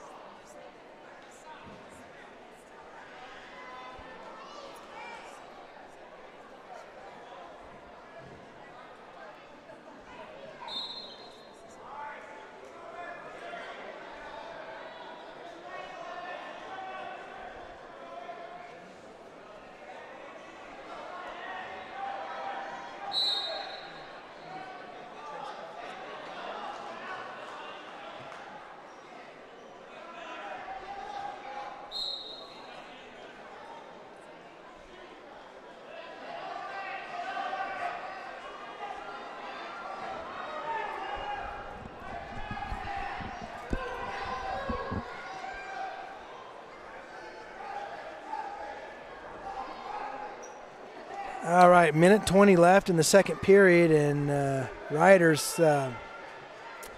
he's up 8-0, and he just doesn't let up. He's working on an arm bar and just kind of hips him over.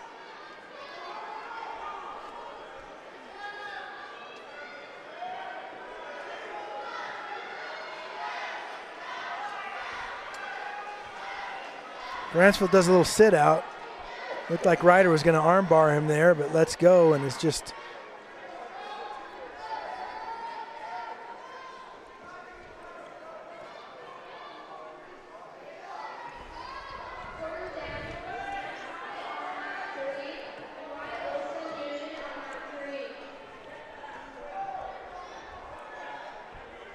there he goes over. And this time it looks like Ryder's got things better under control. He's trying to adjust. He wants to get chest to chest. Wants to get a reverse half if they're rolling away. If they're rolling into you, you just want a regular half. Or you just want to put your weight on them and get them pinned. So good job, Ryder, on that one for a pin. He was ahead 8-0.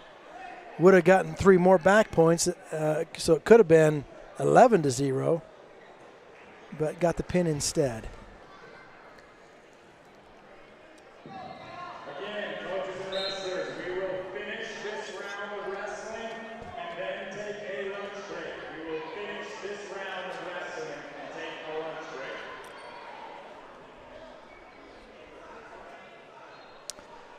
All right, we'll keep the camera rolling. Should we keep the camera rolling? Yeah. We'll just take a break for a minute. Okay, all right.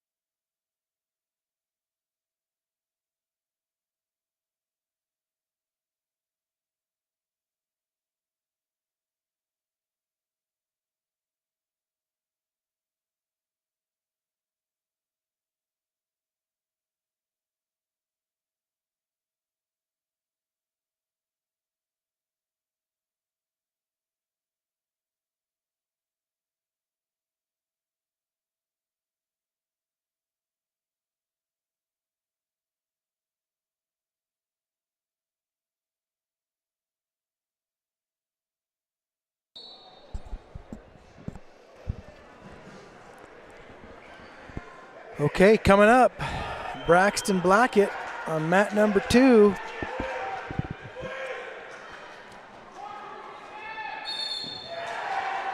Braxton's wrestling Cruz Anderson from Grantsville. Again, as Braxton, with the winner, they will go for 3rd and 4th, and the loser of this match will go for 5th and 6th.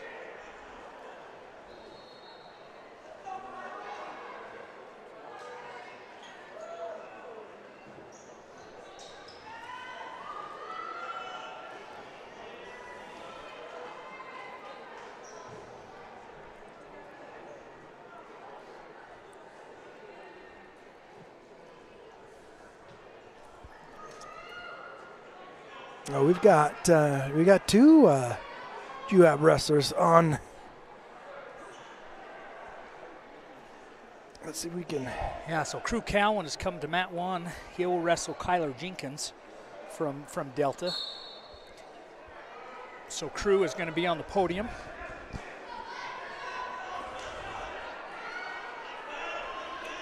Oh, Crew with a nice little misdirection thing. Goes one way, shoots the other way, scoops up a leg, and Delta is just kind of caught flat-footed right there, and Crew comes up with a really cool takedown to get 2 points. On mat 2, Braxton takes down Cruz. He has 2 points. All right, an escape back on Cruz match, so 2-1 in favor of Crew. Crew snaps ahead, does an outside to the left side sweep single, but Delta shoots in on the leg this time to kind of slow Crew Cowan down, and Crew's in a scramble position right now.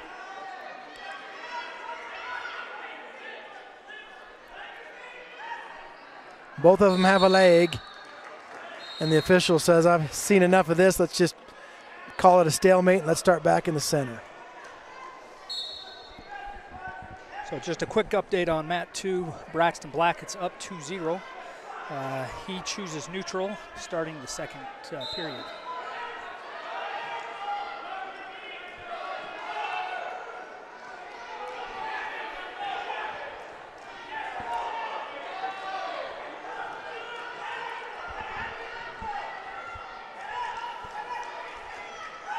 All right,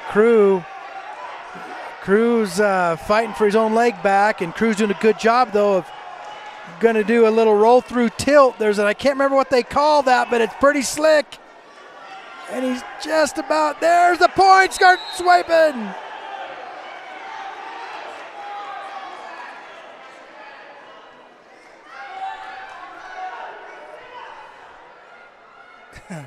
That is the craziest move. Yeah, the official doesn't quite see like, how can I give him points? He's not in control. No, he is in control. It just looks crazy. Great wrestling there by Crew Cowan with that slick, just out of nowhere tilt. There's a name for it, but I don't know what it is. 4-1 now in favor of Crew, and Coach Holman says, just keep pouring it on, keep pouring it on. Braxton has Cruz on his back. The score is 4-0. And is getting back points right now on the mat number 2.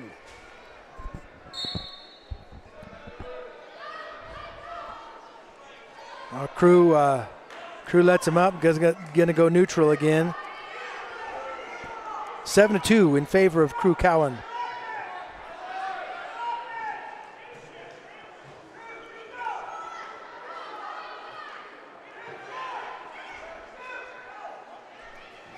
Oh, Crew with kind of a little slide by, kind of a ill-fated headlock attempt, kind of, at the same time when Crew was doing his little slide by, and Crew got the better of that and gets those 2 takedown points, and then just immediately cuts him to go for some more points. And I know the coaches love to see a guy that just wants to get points on the board, but he's in low, and Delta's trying to, with a short offense, trying to punish the back of Crew's head and neck, and wants to get around behind and get a takedown. And Crew Quick update on Mat 2, 10-0 for Braxton, beginning of the third period. He chooses down.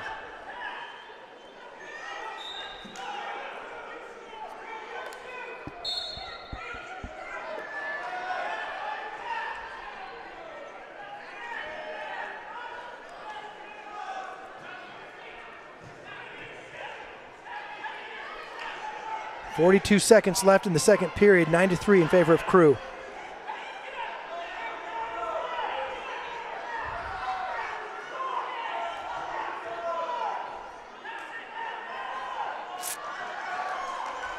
Oh, and coaches, I think, wanted a head in the hole there, and the head didn't get quite put in the hole. And Crew is just pouring the coals to him and earns a stall warning against Delta.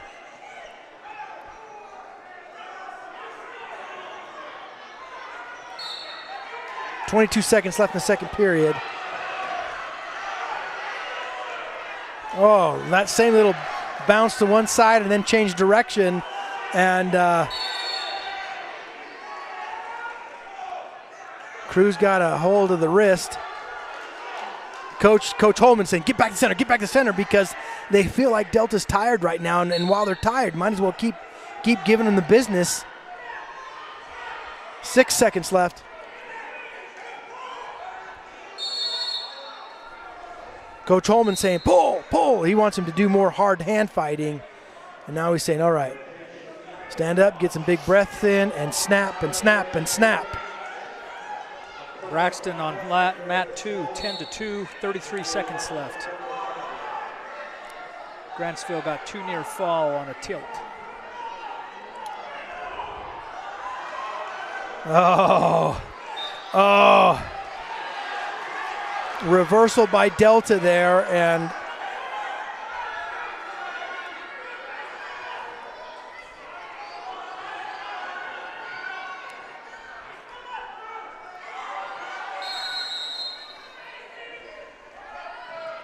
.16 seconds left on the Blackett match. Just was awarded 1 point for locking of hands with Grantsville. 16 seconds. Delta and Crew's match, Delta got a little bit high, and Crew's making him pay. It might get a pin out of the deal, but he's at least going to squirt out the backside, it looks like, and get a reversal. Looks like it.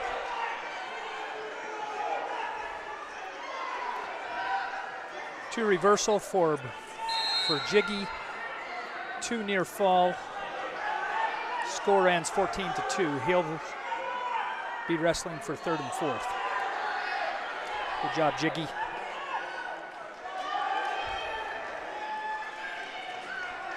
.40 seconds left in the match.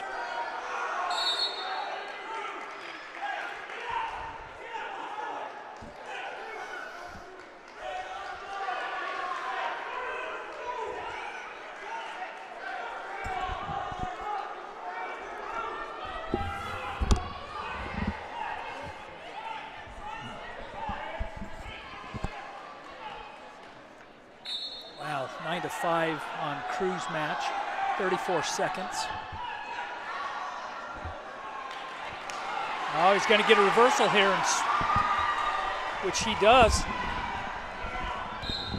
Kind of a cool reversal there. Oh, no, he didn't. Oh, my goodness. It's just flipping and flopping and all kinds of craziness out there. 12 seconds left.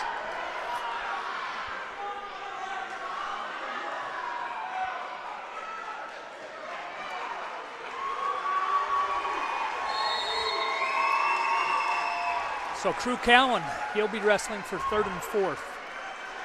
Way to go, Crew. And Crew's a freshman, right? Yeah. So I mean, he likes to compete.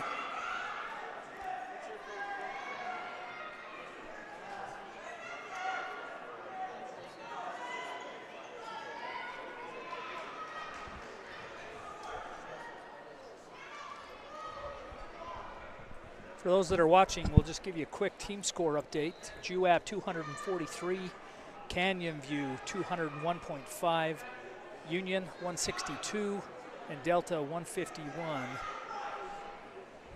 So that's the top 4 in the team points. So the gap is widening. Gap is widening, yeah. Number 5th is Grantsville, 107.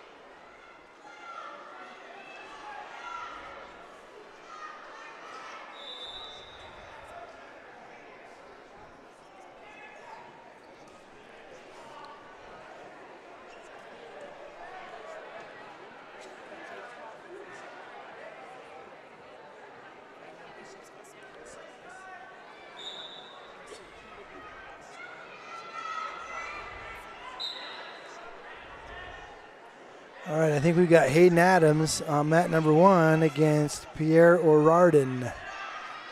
Hayden with a sweep to the right side, attempt, back to the neutral position, looking at each other. Hayden kind of slapping his head a little bit, tapping his forehead, wrist fighting a little bit. Now he's got an underhook on the right side.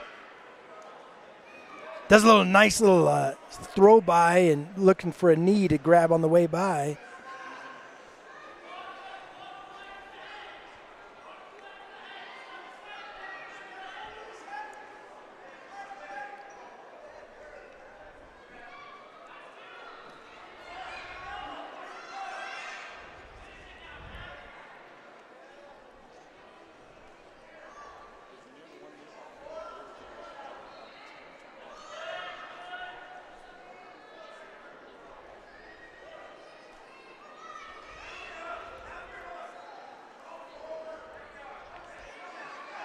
Great underhook to a kind of a far side ankle pick by Hayden, and he goes right to a cradle. That should be in the highlight film, Hayden's family. That was awesome. Cradle, wants to get his knee in the ribs. There's a pin. Just that simple. He's wrestling good. Oh, Hayden, he's wrestling good. Wow, he made that look effortless. He's a junior this year, so he'll have another year coming back.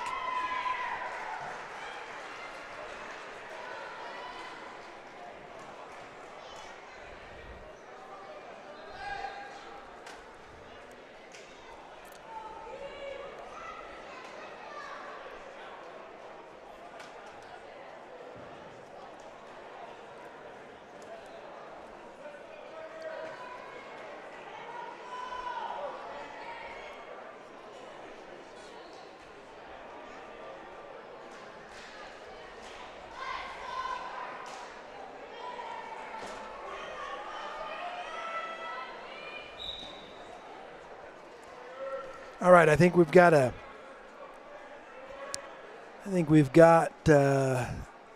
Juab on deck after this match that you're looking at right now on the screen. I think he's on deck.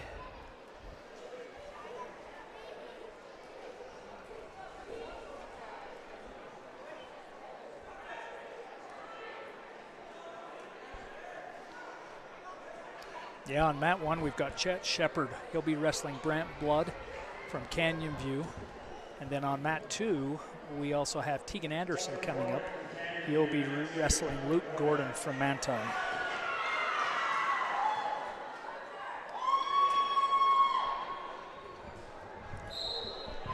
Speaking to my favorite son-in-law, texting he and his wife. He's a good egg. You done good. Yeah, well, kind of nice. A lot of you know it already, but my son married Travis's daughter. And so we're going to be co-grandpas here in about 4 weeks. That is so exciting. Finally, after all this time. Yeah. I'm going to be grand. Yeah. And it's a little boy, so little Brooks. And he's got his pair of wrestling shoes, I think, already purchased. Yeah, and it's just going to be one of those. Brig was telling me yesterday, it's like, Dad, I hope he wants to wrestle. I'm going to totally brainwash him, but that doesn't mean it's not guaranteed. But you know what? It is almost guaranteed if you're following your dad to practice every day. Yeah. You got your diaper on, but you're toddling around in that wrestling room, and you just think that's what life's all about. Well, and Ashlyn, she would say, Dad, when are we going to the wrestles? Yeah, when I found out Ashlyn, Brig, some of you heard the story of Brig doesn't like girls at the time, but his friend Ashton Seeley and his girlfriend Marissa set up Brig. Marissa is Ashlyn's cousin. Yeah, first cousins. She's dating Ashton Seeley, who is a teammate at UVU of my son Brig. There's a big debate between Marissa and Ashton who actually did the work, who made the connection. But anyway, in the end, those two did go on a date. And Brig, who did not like girls before that, at the end of that date, he did like girl. And he called me and said, Dad, there's something.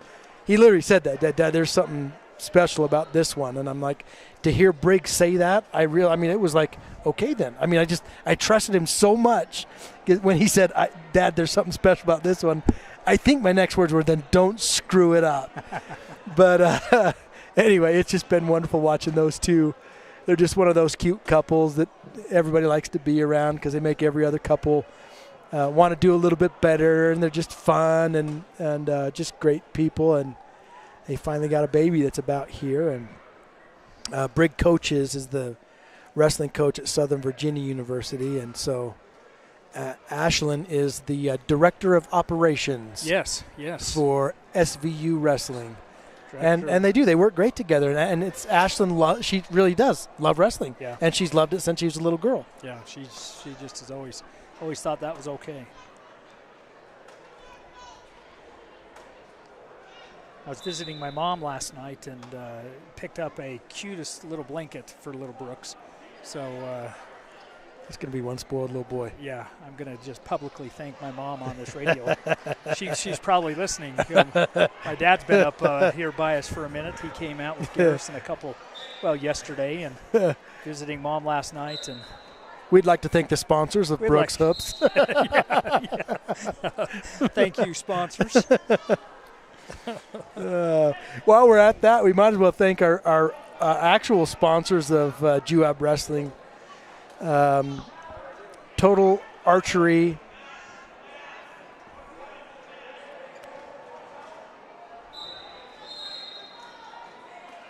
Total Archery Challenge. The challenge. Total Archery Challenge, and friends from Mona. Yep. What a great little town Mona is. But Total Archery Challenge. They do archery tournaments all over the place. That's awesome. And what a cool business, and archery people they like archery kind of like we like wrestling. Yeah. They do. They're crazy about it. Archery hunters and just archery targets. But anyway,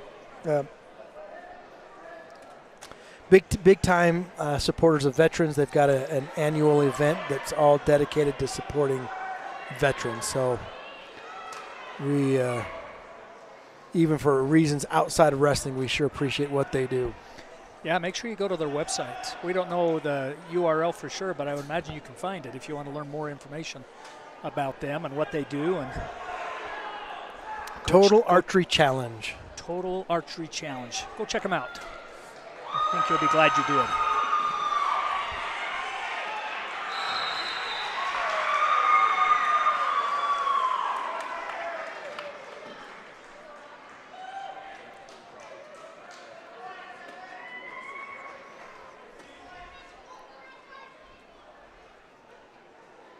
All right, JUAB up next against a wrestler from Canyon View, and I saw them both. They're walking. You can see them right across the bottom of the screen right there. Walking to the scores table. They got to check in before they can go out on their mat to make sure they're wrestling the right guy. But you saw those two fist bump each other as they were walking over there. Did they? That's good. Just good cool. Yeah, I love to see great sportsmanship. Especially in a combat sport, you expect them to hate each other and want to duke it out, but they don't. They just appreciate each other's hard work and effort that put them on the same mat together. We're not quite at Cobra Khan level. Not quite. Yeah. We're not going to sweep the leg. Not going to sweep the leg. So Jet Shepard, he's wrestling Brent Blood from Canyon View. Jet and Brent, huh? Yep. Brent Blood? Brent Blood. Brent Blood. He's a junior with a record of 19-8. Jet is a sophomore, 35-12. Jet's been fun to watch this year. We've commented. He wrestles behind. Just got to quickly do the math here. I think it's behind Hayden. Hayden Park. So he just he's wrestling one of the toughest kids in the state, if not the toughest, in 3A, and is learning everything he needs to learn when he's a junior. Yeah, your time will come. Yeah. Young Padawan. Young. Right. Jet with a head in a hole, and that makes Coach Holman happy. Oh, and he's trying to get his weight back. The kid is just. Mr. Blood is.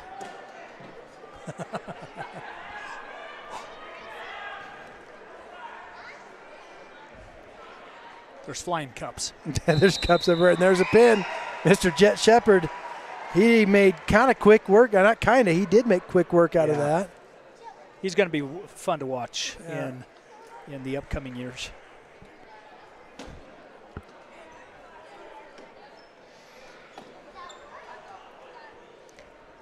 So Jet will be wrestling for 3rd and 4th.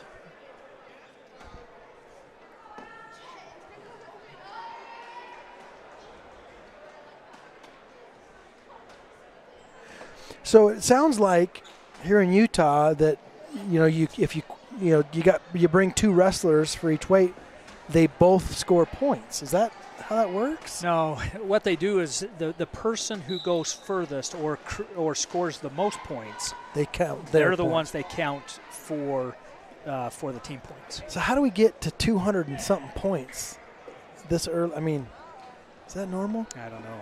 Maybe that's a JUAB thing. We are tough.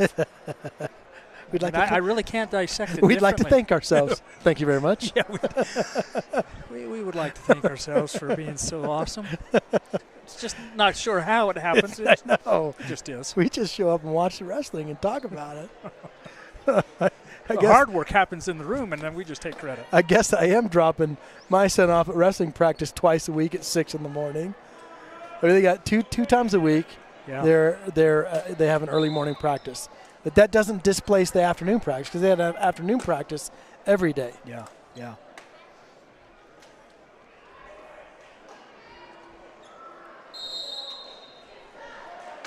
Wrestling, no doubt, is a mind sport. It always has been. You know it. I know it. Anyone who does it, you've got your mind right. You're gonna go far, and that's what that grit and that early morning running yourself's crazy. That's what happens. Yeah. Plus, it keeps everyone out of trouble. So my son that wrestled, Brig, your son-in-law, my son. Yeah.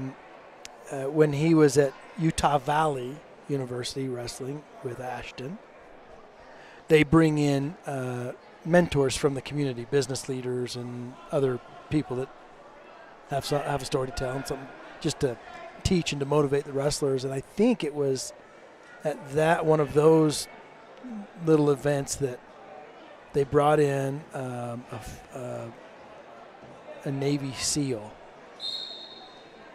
who said that wrestlers are an unusually high percentage of the people that make it through their BUDS training. That's interesting. No doubt. No doubt what you go through, what you have to give. You're all in. Right. Well, that's interesting. I hadn't heard that, but it makes complete sense. And they're a target of their recruiters. Their recruiters seek out wrestlers. Yeah. Especially from JUAB High School. JUAB's is nothing but a bunch of SEALs in waiting. Yeah, I thought that was interesting. Like you said, it doesn't surprise me, but it's interesting to hear that, in one of those environments that's maybe one of the toughest environments in the world. All the grit and the grind, and I'm not saying wrestling's as hard as that Navy SEAL stuff, but certainly gives you a base. Yeah, it just gives you some experience in suffering. You got to hear Joe Rogan talk about. Joe Rogan's the guy that calls a lot of the UFC fights, and he loves wrestling. He loves wrestling, and he just talks about how it's just the perfect. He says this wrestlers love to suffer. They actually take pride in it. Who can suffer the most? And it just, if you're whatever you practice doing, you're better at, right? And if you practice suffering and going through hard things and you do it intentionally, then it's all the better. And that's why earlier in the season I talked a little bit about a book called Chosen Suffering by Tom Ryan. And if you haven't read that, if you like to read, even if you don't like to read, but you want to pick up a book that's worth your time, Chosen Suffering by Tom Ryan is a phenomenal book about life. And he talks about, and he's a really deeply Christian man, but became so as an adult through trial and suffering, the loss of a son, actually. And in the book, the whole idea behind the book, Chosen Suffering, is that it is through our suffering, our trials, our hardships, where we have an opportunity to be refined and strengthened, and that God loves that. Yeah. And when we choose to do something hard, when we choose it, it's just kind of even another level where, God loves that. He'll use that to train and mold you. And that's why we should, no matter, and it doesn't have to be wrestling, but we should do hard things because they're hard. Yeah. Right? God loves effort. Right. Effort. I think that's a great way to put that. That is true. That's a great way to put that. The last few chapters of that book, he talks about unchosen suffering. And those are the trials that come upon us. That you wish that they would rather not. Right. And the ones that a lot of times come because of poor choices of others, sometimes our own poor choices, and sometimes just life. Yeah. And that's where he brings in, he lost his 5 or 6 year old son, Teague, in just the most freak thing. They were playing hide and seek and tag in the house, and little Teague runs around the corner, and his mom just kind of scare him, just reaches out and grabs him. I got you, and he died. Just died. Heart attack? I don't know, but I don't know if he said if the autopsy showed anything. Wow. But and it shook him to the core, as it would anybody. Yeah. But because of that, he and his wife, they just said there's no way we could have endured that suffering and made any sense out of it at all without Jesus. And that's how they became Christians. Yeah. And anyway, so it's a wonderful book. If you have a little bit of religious blood in you, then you'd like it even more. Yeah, you'll eat it up. But if you're a wrestling fan, you'll love it no matter what, because he's talking about his whole career as a wrestler. He ended up wrestling his last 2 or 3 years at University of Iowa, so he was on the same team with Tom and Terry Brands that are coaching at Iowa now, and he just knows all these guys that if you grew up when Iowa was just reigning terror in the NCAAs, these stories are great because you'll remember all those names. Right. Oh, Dan Gable. It's just the whole. Yeah. Thank you for sharing that.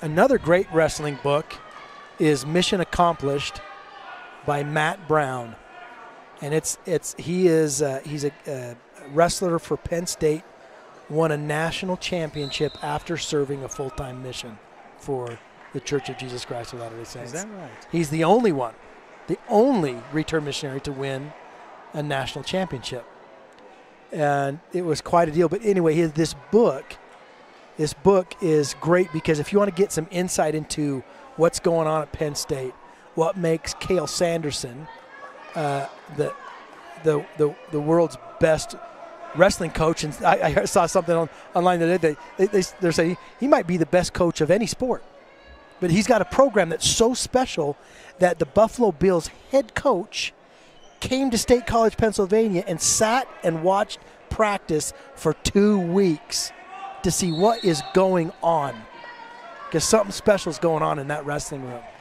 And if you want to get some insight into that, read Mission Accomplished by Matt Brown. And it's where it's where he talks about just the mindset that Cale Sanderson has and what he shares with his team. It's just absolutely amazing. But one of the stories that I remember most about that is that the only time Coach Sanderson ever got after Matt Brown was in a match that Matt Brown won. And Coach Sanderson, Coach Cale they call him, didn't think he wrestled hard enough. That's the only thing. And if you listen to any interviews by Cale Sanderson now, he doesn't talk about outcomes. He literally doesn't care about winning and losing. It's the effort. It is the effort, the way you compete. And there's a lot of coaches that say that. I believe he might be one of the only ones that actually believes it and lives it. Yeah, so Matt Brown, you can get that book, Mission Accomplished, Reflections of an NCAA National Champion.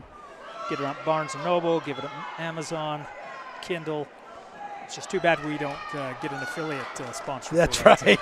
We're going to have to set that up for next year. I'm going to have to reach out to him and say, hey, do you have little spikes of people spikes in your book ordering? From Utah, specifically Nephi. Must read. Yeah. It is a great book. Even if you're not the same faith, if you're a wrestling, it's a great book because you get insight into what's going on at Penn State. And what's going on at Penn State is there'll be books written about it, just like Coach John Wooden at UCLA basketball. Same thing. Yeah, they're so dominant.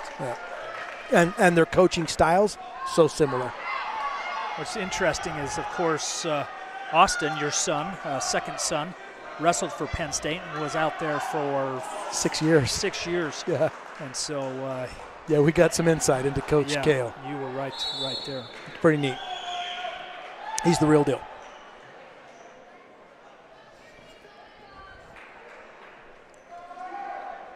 All right, it looks like we have Tegan Anderson coming up on mat 2. Tegan is going to be wrestling Luke Gordon from Manti. Luke Gordon is a freshman. Tegan is a sophomore and wrestles behind Mr. Blackett, Cooper. And so it's fun to watch Tegan and to see what he'll become in the next year or so.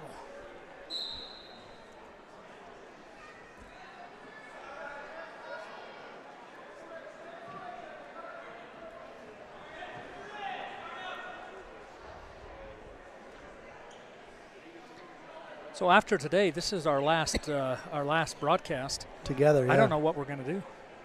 I mean, is there can we broadcast anything else? Yeah, I don't know. I mean, we might just have to broadcast just in the living room when the just take the NCAA finals and create our own record. and I wonder if we get in any trouble for broadcasting that from our living room, filming the TV screen. We may get in trouble. Tegan is making quick work over here with Luke Gordon. Got him in a headlock, 2 points takedown, and he's getting he's getting backs.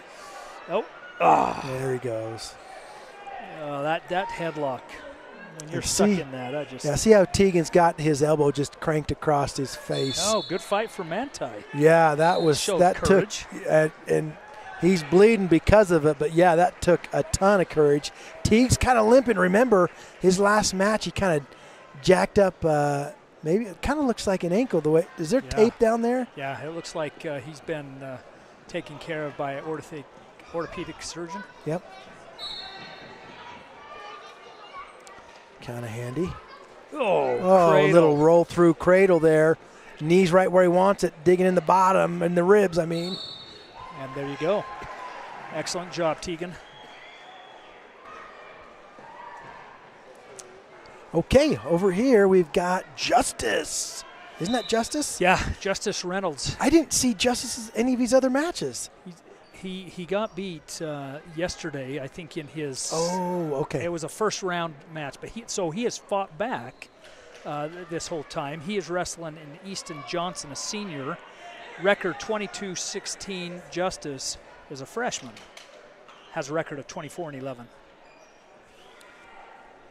And Justice, as we've said all year, he doesn't have the build of a freshman. Oh, nice slick takedown. Reynolds family, that one should be in the highlight reel. Yeah, he just did it. That was just a classic. Yep, just a classic takedown that was textbook perfect. Looks like he's going to work for that. Nope. Oh.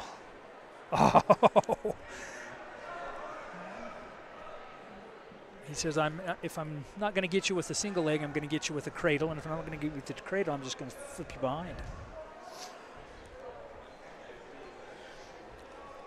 Another match on mat 2. Porter Anderson wrestling Brady Whiting from Union. Porter is a senior. He is wrestling Brady, who is a freshman this year. Justin scores 2 points. Porter, it's going to start him up 0-0 on mat 2. All right, Justice has got 30 seconds left in the first period, and he's been working on some head and near side leg stuff. And Justice is on top, and the ref says go for it. And a little roll through Granby, and Justice does a pretty good job following him, but and up on their feet, and Justice takes him right back down. So no change in control. So even though it looks like a takedown, it's still just 2-0 in favor of Justice. Over on mat 2, Porter is down position. Brady from Union is up 2-0. Winners will wrestle for third and fourth.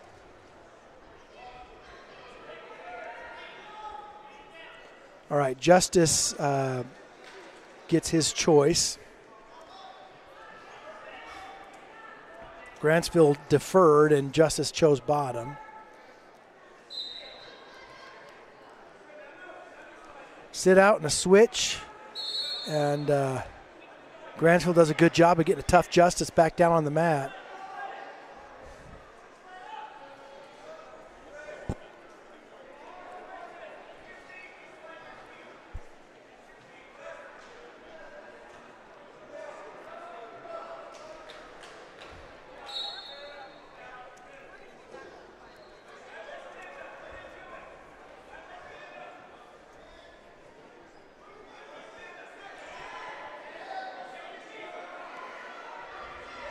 Porter's going to get his head out.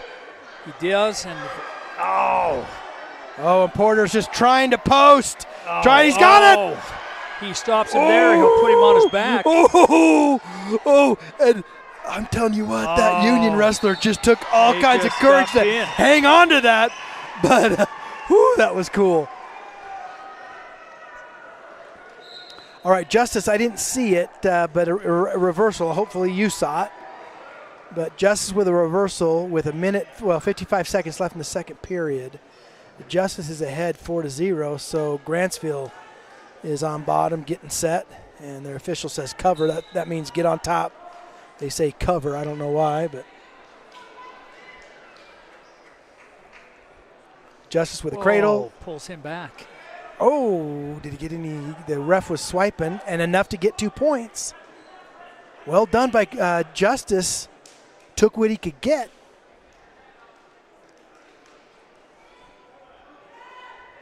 And he says, you ain't seen nothing yet.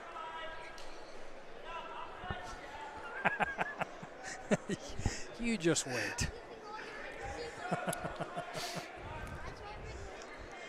We're here all day, folks.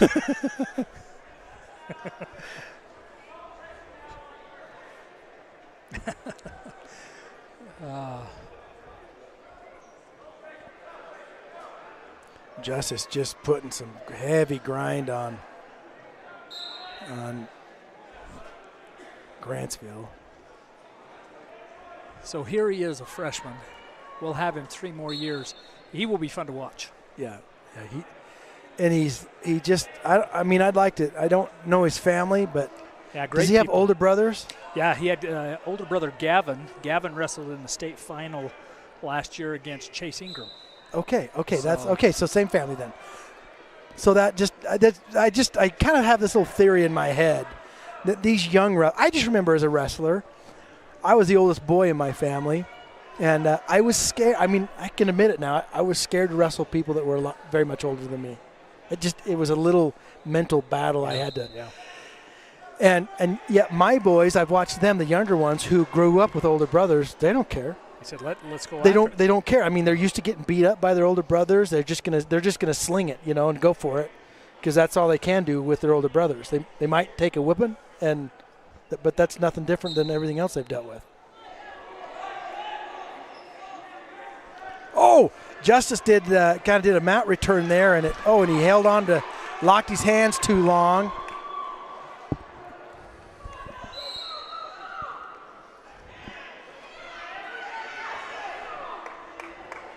So Justice gives up a point, and I think Coach Holman's saying, hey, what about reaction time? Because when you do that big mat return like that, you got to hold on to something, and usually it's your own hands.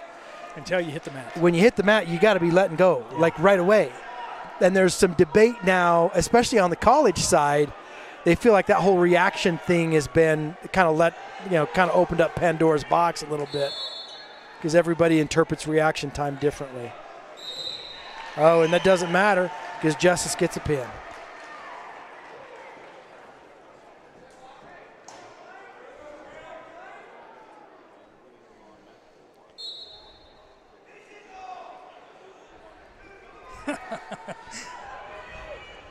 Holly Holman just sent a picture of us up here in the stands, and thanks, Holly.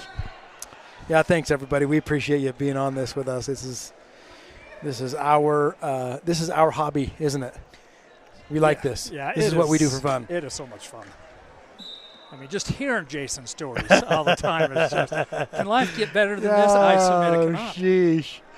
I literally, though, I mean, if I had the choice, let's go watch wrestling in Roosevelt, Utah, or let's go to Disneyland. That's not even a hard choice. It's all Roosevelt, Utah. 6:30 in the morning, I saw your car, your garage door roll up, and you were out of there. So. Yeah, I couldn't wait. And I didn't sleep very good last night because maybe it was because I was so excited about wrestling. Okay, we've got 2 mats with JUAB wrestlers on it. Yeah, so Caden Lynn is wrestling on mat number 1. Caden. And as soon as we get some information on his opponent, we'll share. All right, Caden with an escape. So 2-1.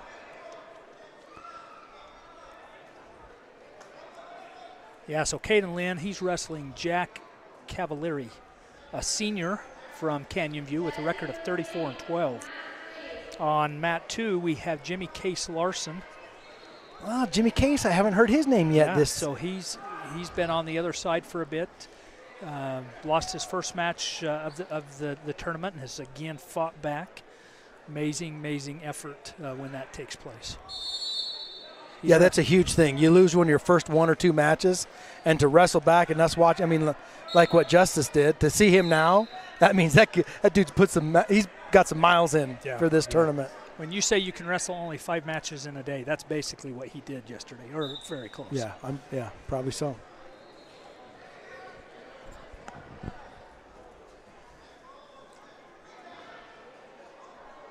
All right, Caden, 15 seconds left in this first period for Caden. And he's running for a knee. On mat number 2 with Jimmy, 0-0 still. He's got a kind of a whizzer, as his opponent does, and no one has control. No one has scored any points at this point. Tried to tip him there. I watched a little tutorial on online yesterday, and you know, someone gets that whizzer on you like that.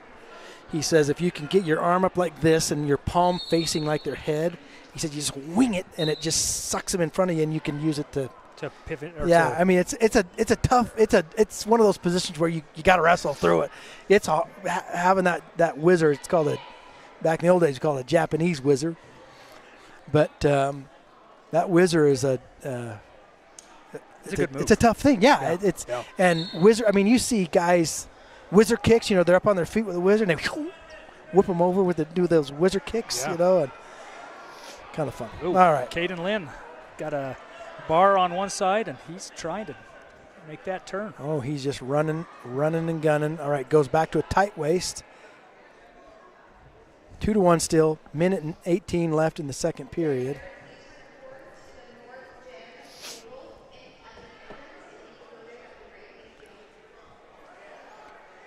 On Jimmy's mat, we're still 0-0, minute 30 in the second period.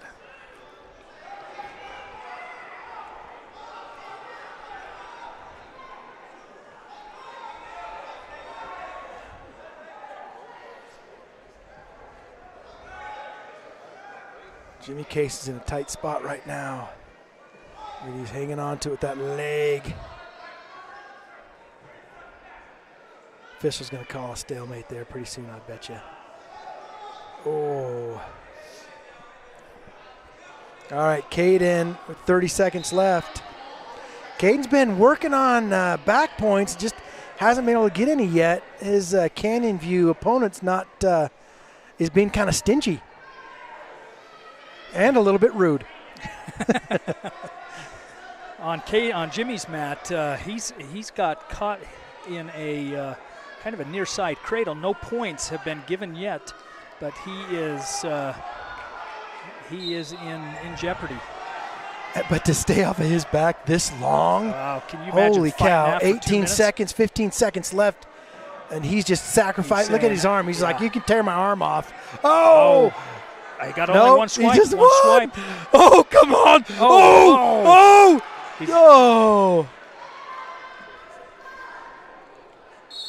And he got two back points. And I don't think you can argue that. Yeah, no, that's. Okay, second period ends over on Caden's mat.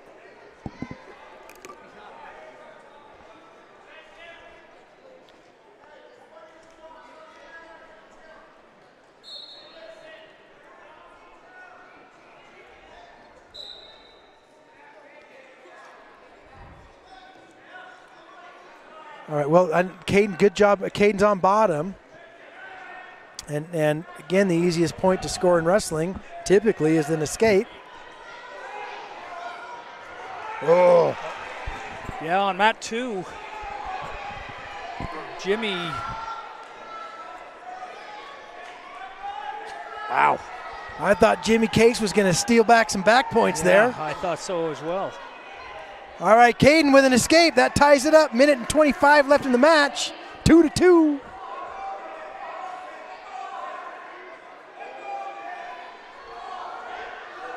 Head in the hole for Caden. He's running. He's running. Oh, and he's got the takedown. He's got the takedown. He's up 4-2. Minute and 5 left in the match.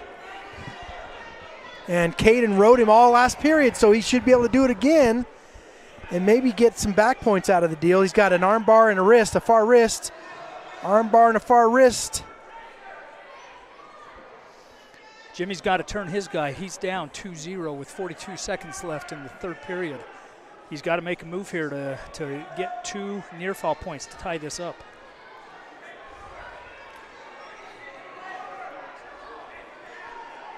All right, Caden with an arm bar and a half. But he's on the wrong side of the half to use it, really. But he's still got the arm bar on the right side. And Canyon View has been most of the time, he's just kind of fighting hands underneath. Headgear keeps coming down over Canyon View's face. 8 seconds left in the match. Oh. And on mat 2, the match ends. Jimmy Larson loses 2-0 against a kid from Union. Jimmy will stay in the fight. He'll come back and will be wrestling for 5th and 6th. Okay, so Caden gets his hand raised.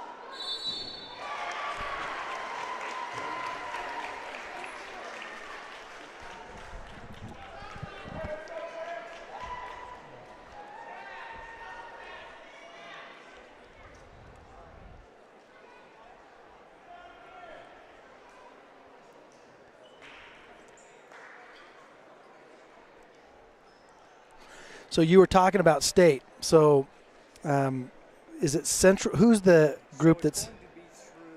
It's Central Utah Radio, KMTI.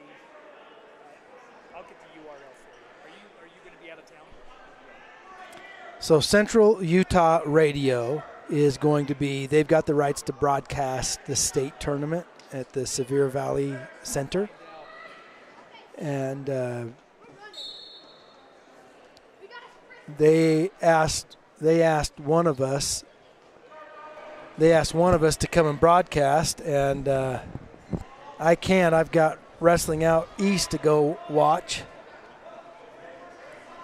So I'm the default. Yeah. So if you tune in, it's going to be half of the show. Yeah, we're going to razzle and dazzle you just as we've done for the last several matches. Tune in. We'll make sure as soon as we know where that is at. It was on the same channel as last year, but exactly where that is, we're going to have to find that out. Okay, but that'll be fun that everybody can watch. I mean, Sevier Valley Center is not too far of a drive from Nephi. It's easy to get there, so hopefully you get there live and in person. That's always state tournaments in person are just amazing. GUAB will be going for their 8th state championship consecutively. Woo! And so make sure you come out and support these great wrestlers. But if you can't be there, or if aunts and uncles and grandpas and grandmas are other parts of the country, you get to watch now. Yep. Just won't be. I am sure we'll have JUABWrestling.com give us a link. Oh, and so maybe we can actually even hit that. So you go to JUABWrestling.com and it will link you right. I'm sure that's what Holly will do. That's what she did with. They could watch this yesterday. Right through JUABWrestling.com. She just put the link to whatever else they provided. So yeah, I'm sure that's so you'll be able to watch it from wherever you're at through the normal way. JUABWrestling.com. It's kind of nice to have that website that Holly Holman updates weekly. And just here's what's going on.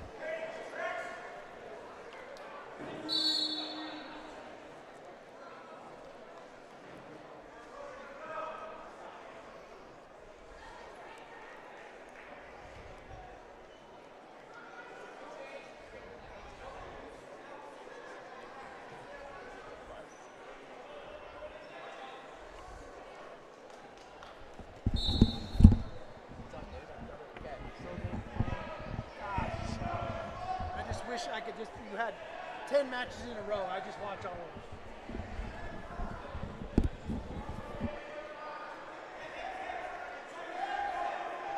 What's that?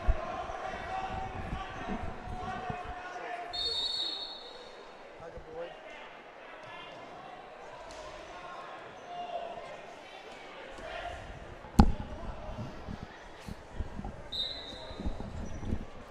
So they are telling us that after this round, which is the round to continue or to determine 3rd and 4th and 5th and 6th, they will be taking a small break, and then we will jump right into 3rd and 4th, 5th and 6th matches. And so we'll keep you updated on when that will take place as soon as we know. But I'm assuming that this will be done probably sometime in the next half hour. And we may start around 2 o'clock, I would suspect. It will be a quick break. These refs haven't been taking breaks since we started at 10:30 this morning. So I just put my headset back on. You're saying about 2 o'clock is when the finals will likely start? I think so. We're already approaching 1:05. By the time we're done with this round, it will be about 1:30. So I'm hoping that just a small break, we're back wrestling 2 o'clock or so. 2 rounds, or we'll have 1 round, 3rd and 4th, 5th and 6th, and then we'll be setting up the gym for the finals. Awesome. We may be able to get home and watch the movie if you haven't seen it already. And this is for everyone who's listening, is The Boys in the Boat. Yeah, I did see that. Did you watch that? Yeah, Holy cool story, cow. isn't it? Washington Huskies rowing team, JV team, first time they were together. You'll want to go to the movie there in Nephi and of course, find out for yourself what they accomplished. But everything was accomplished in 1936 Olympics. Yeah. I mean, you had Jesse Owens. Yes. You had, of course, this rowing team, so many other stories. And, of course, then also you had Hitler. Yeah. In Germany. Right. And you had... that movie Broken. Broken. What's his name? So there's a lot of movies that kind of come in that same period that is, but Boys in the Boat, if you haven't seen it, it's all the rage. Directed by George Clooney. That was a freebie, by the way.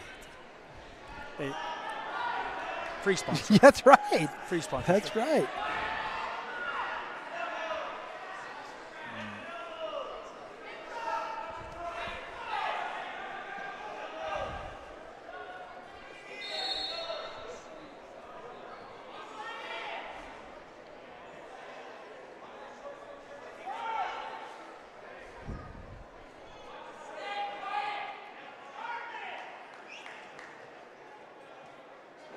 Yeah, Louis Zamperini. The book Unbroken and the movie Unbroken is about Louis Zamperini. Yes. If you haven't watched that movie or read the book, you better. It is off the charts amazing.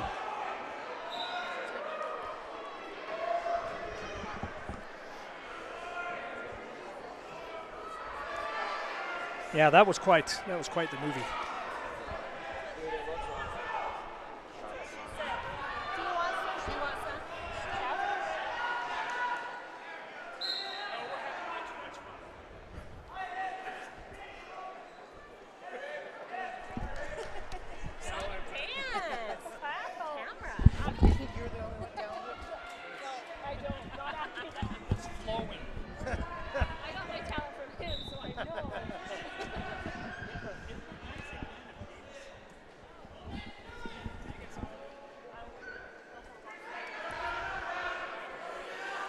All right, we are still waiting. I can see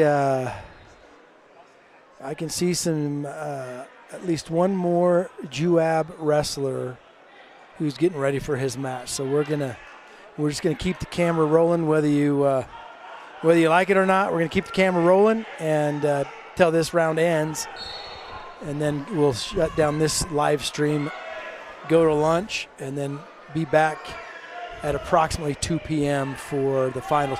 And hopefully they'll make an announcement here in the gym on an exact start time, but I think Travis is right. It'll be about 2 o'clock. Yeah, I'm just checking on upcoming matches. So upcoming on, or at least 2 out on mat 1, we've got Porter Wolforth, who will be wrestling. On deck right now, actually, on mat 2, Stanton Shepard. He will be wrestling Chase Dahlberg from Union. And so here Porter goes and Stanton. Okay. Yep, Porter and Stanton are still yet to go. And then that's it for this round for Juab, right? Ryder Vincent. Oh, so Ryder. We've got Okay. Ryder. Both of our heavyweights are in the championship, so we won't have any heavyweights wrestling in this round. All right, Stanton's coming up. I can see him walking out on mat number 2. Is that Stanton? Yeah, no, you're correct. Stanton, and then he's wrestling a mountain from Union. I don't know, mountain. He looks like a mountain. Yeah. Yeah, that guy just. Jeez, he does look like a big old athlete, doesn't he? Yeah. Cow. I don't know if I would go on the match. I don't think. With that one. I'm going to just say, listen, I'm an old man. Why don't you just go out and wrestle? I'll watch. Okay, Stanton. Stanton with a front headlock, and he wants to suck him down to the mat. Yeah. Oh, and, good job, Stanton. That front headlock in the wrestling world, they call that short offense, and I don't know why they call it the short offense, except you got to keep your arms short, like a T-Rex. You don't put your arms all the way under the guy like with the front head. You don't just suck all your arms underneath there, because there's all kinds of arm drag things they can do from underneath there, or they can pull a Sadulayev Benedict Holthouse move that we saw at Mountain Crest. That's all because you let your arms get sucked too far underneath there. So if you get that front, and he's trying for that bear hug. Whoa.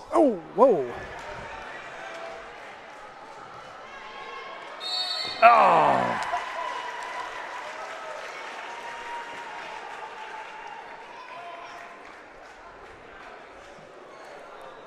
Stanton got tossed over to his back and pinned. And it just happened before we weren't even calmed down yet. No.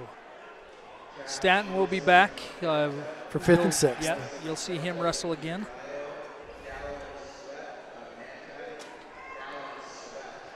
All right, so Porter, I can see Porter warming up. Porter Wolforth. And Ryder, I don't see Ryder anywhere.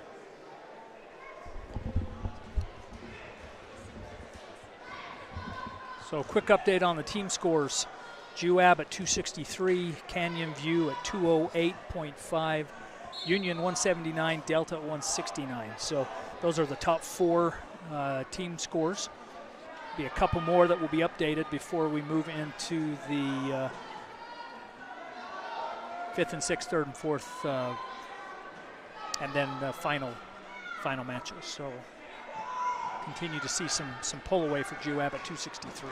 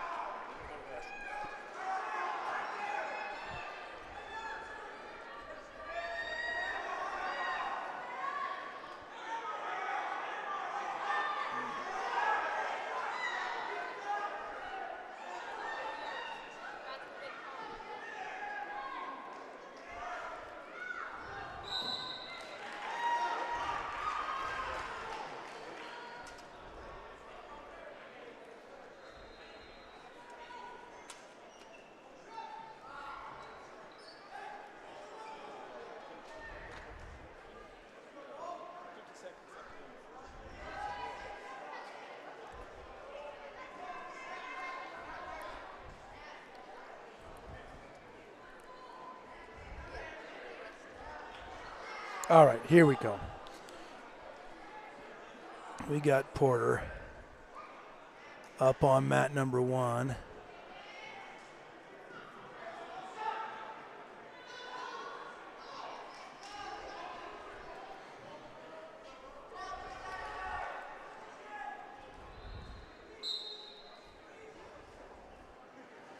All right, Porter with a hard collar tie.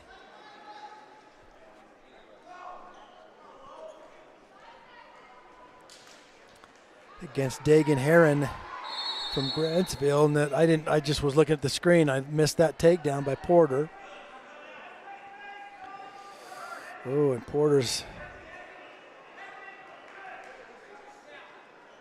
There goes Porter with kind of the head and the whole thing that Juab's been working on, and he just pins Dagan Heron, and Dagan just looks like one tough dude, and Porter says, I don't care. And puts him right on his back and pins him.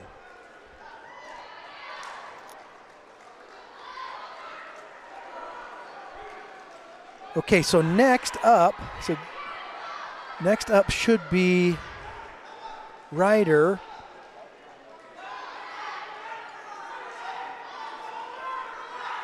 But I cannot see him warming up, so I'm wondering if he is in the other gym. I'm going to take my headset off and run and look real quick.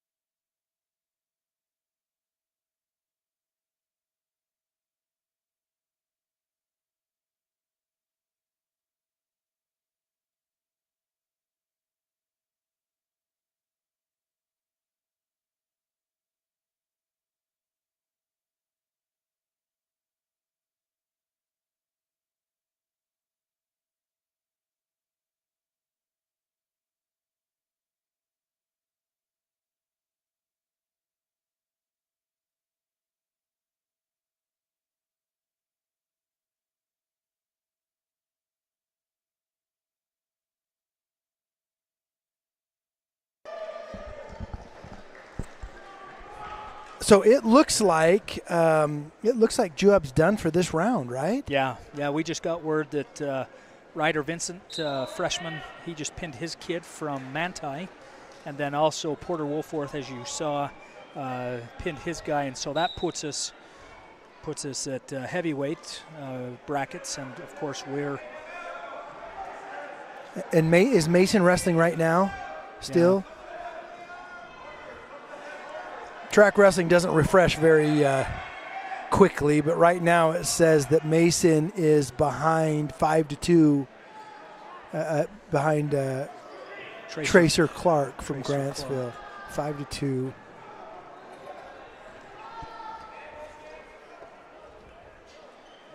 In period 2.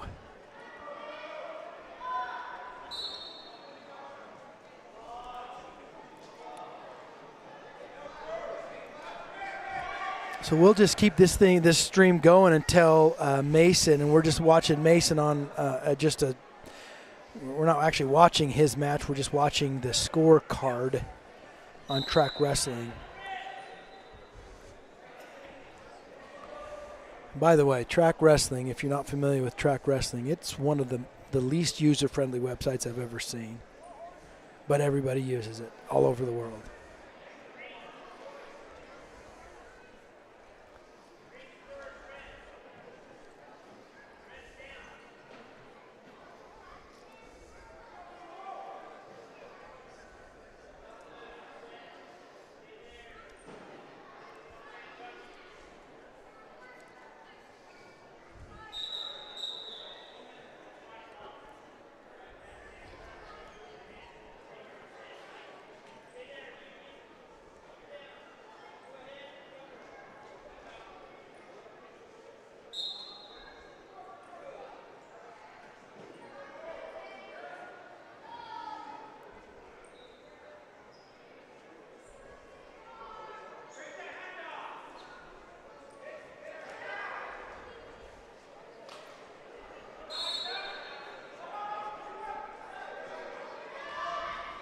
Okay, Mason is making some progress.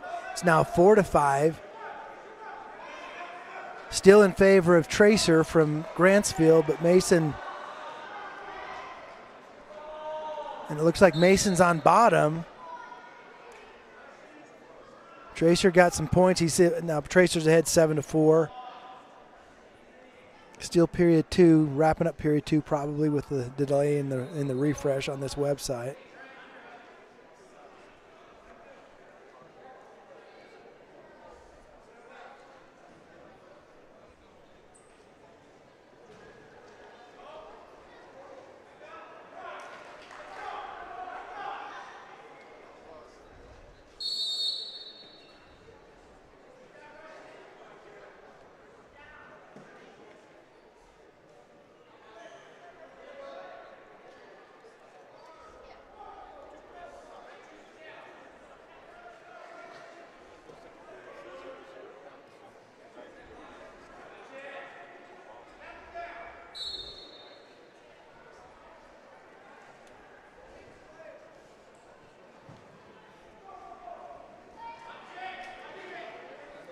About a minute and a half left in Mason's match. He's still behind 4-7.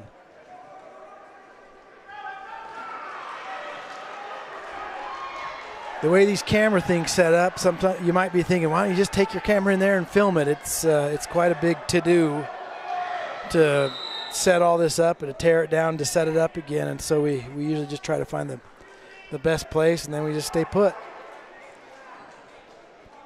All right, 8-9. I don't know what happened, but 8-9 now. Mason's ahead. With about a minute left.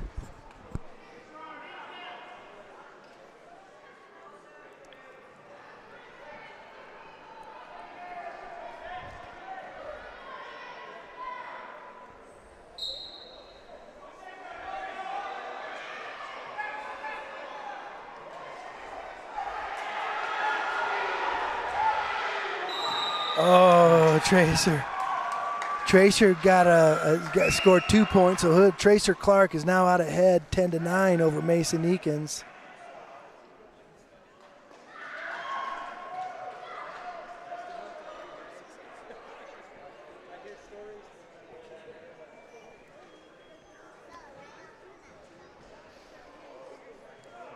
They say the match is final.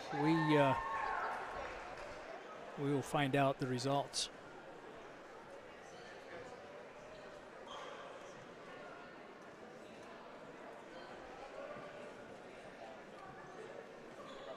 Next, on the other side, we've got Oxley Yama wrestling Xander Garcia from Grantsville. All right, we're officially done in this gym.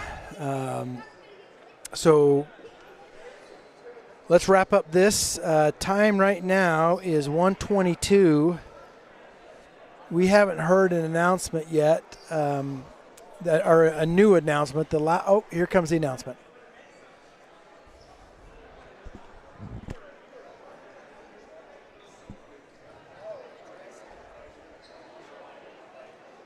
Highly anticipating this. Yes.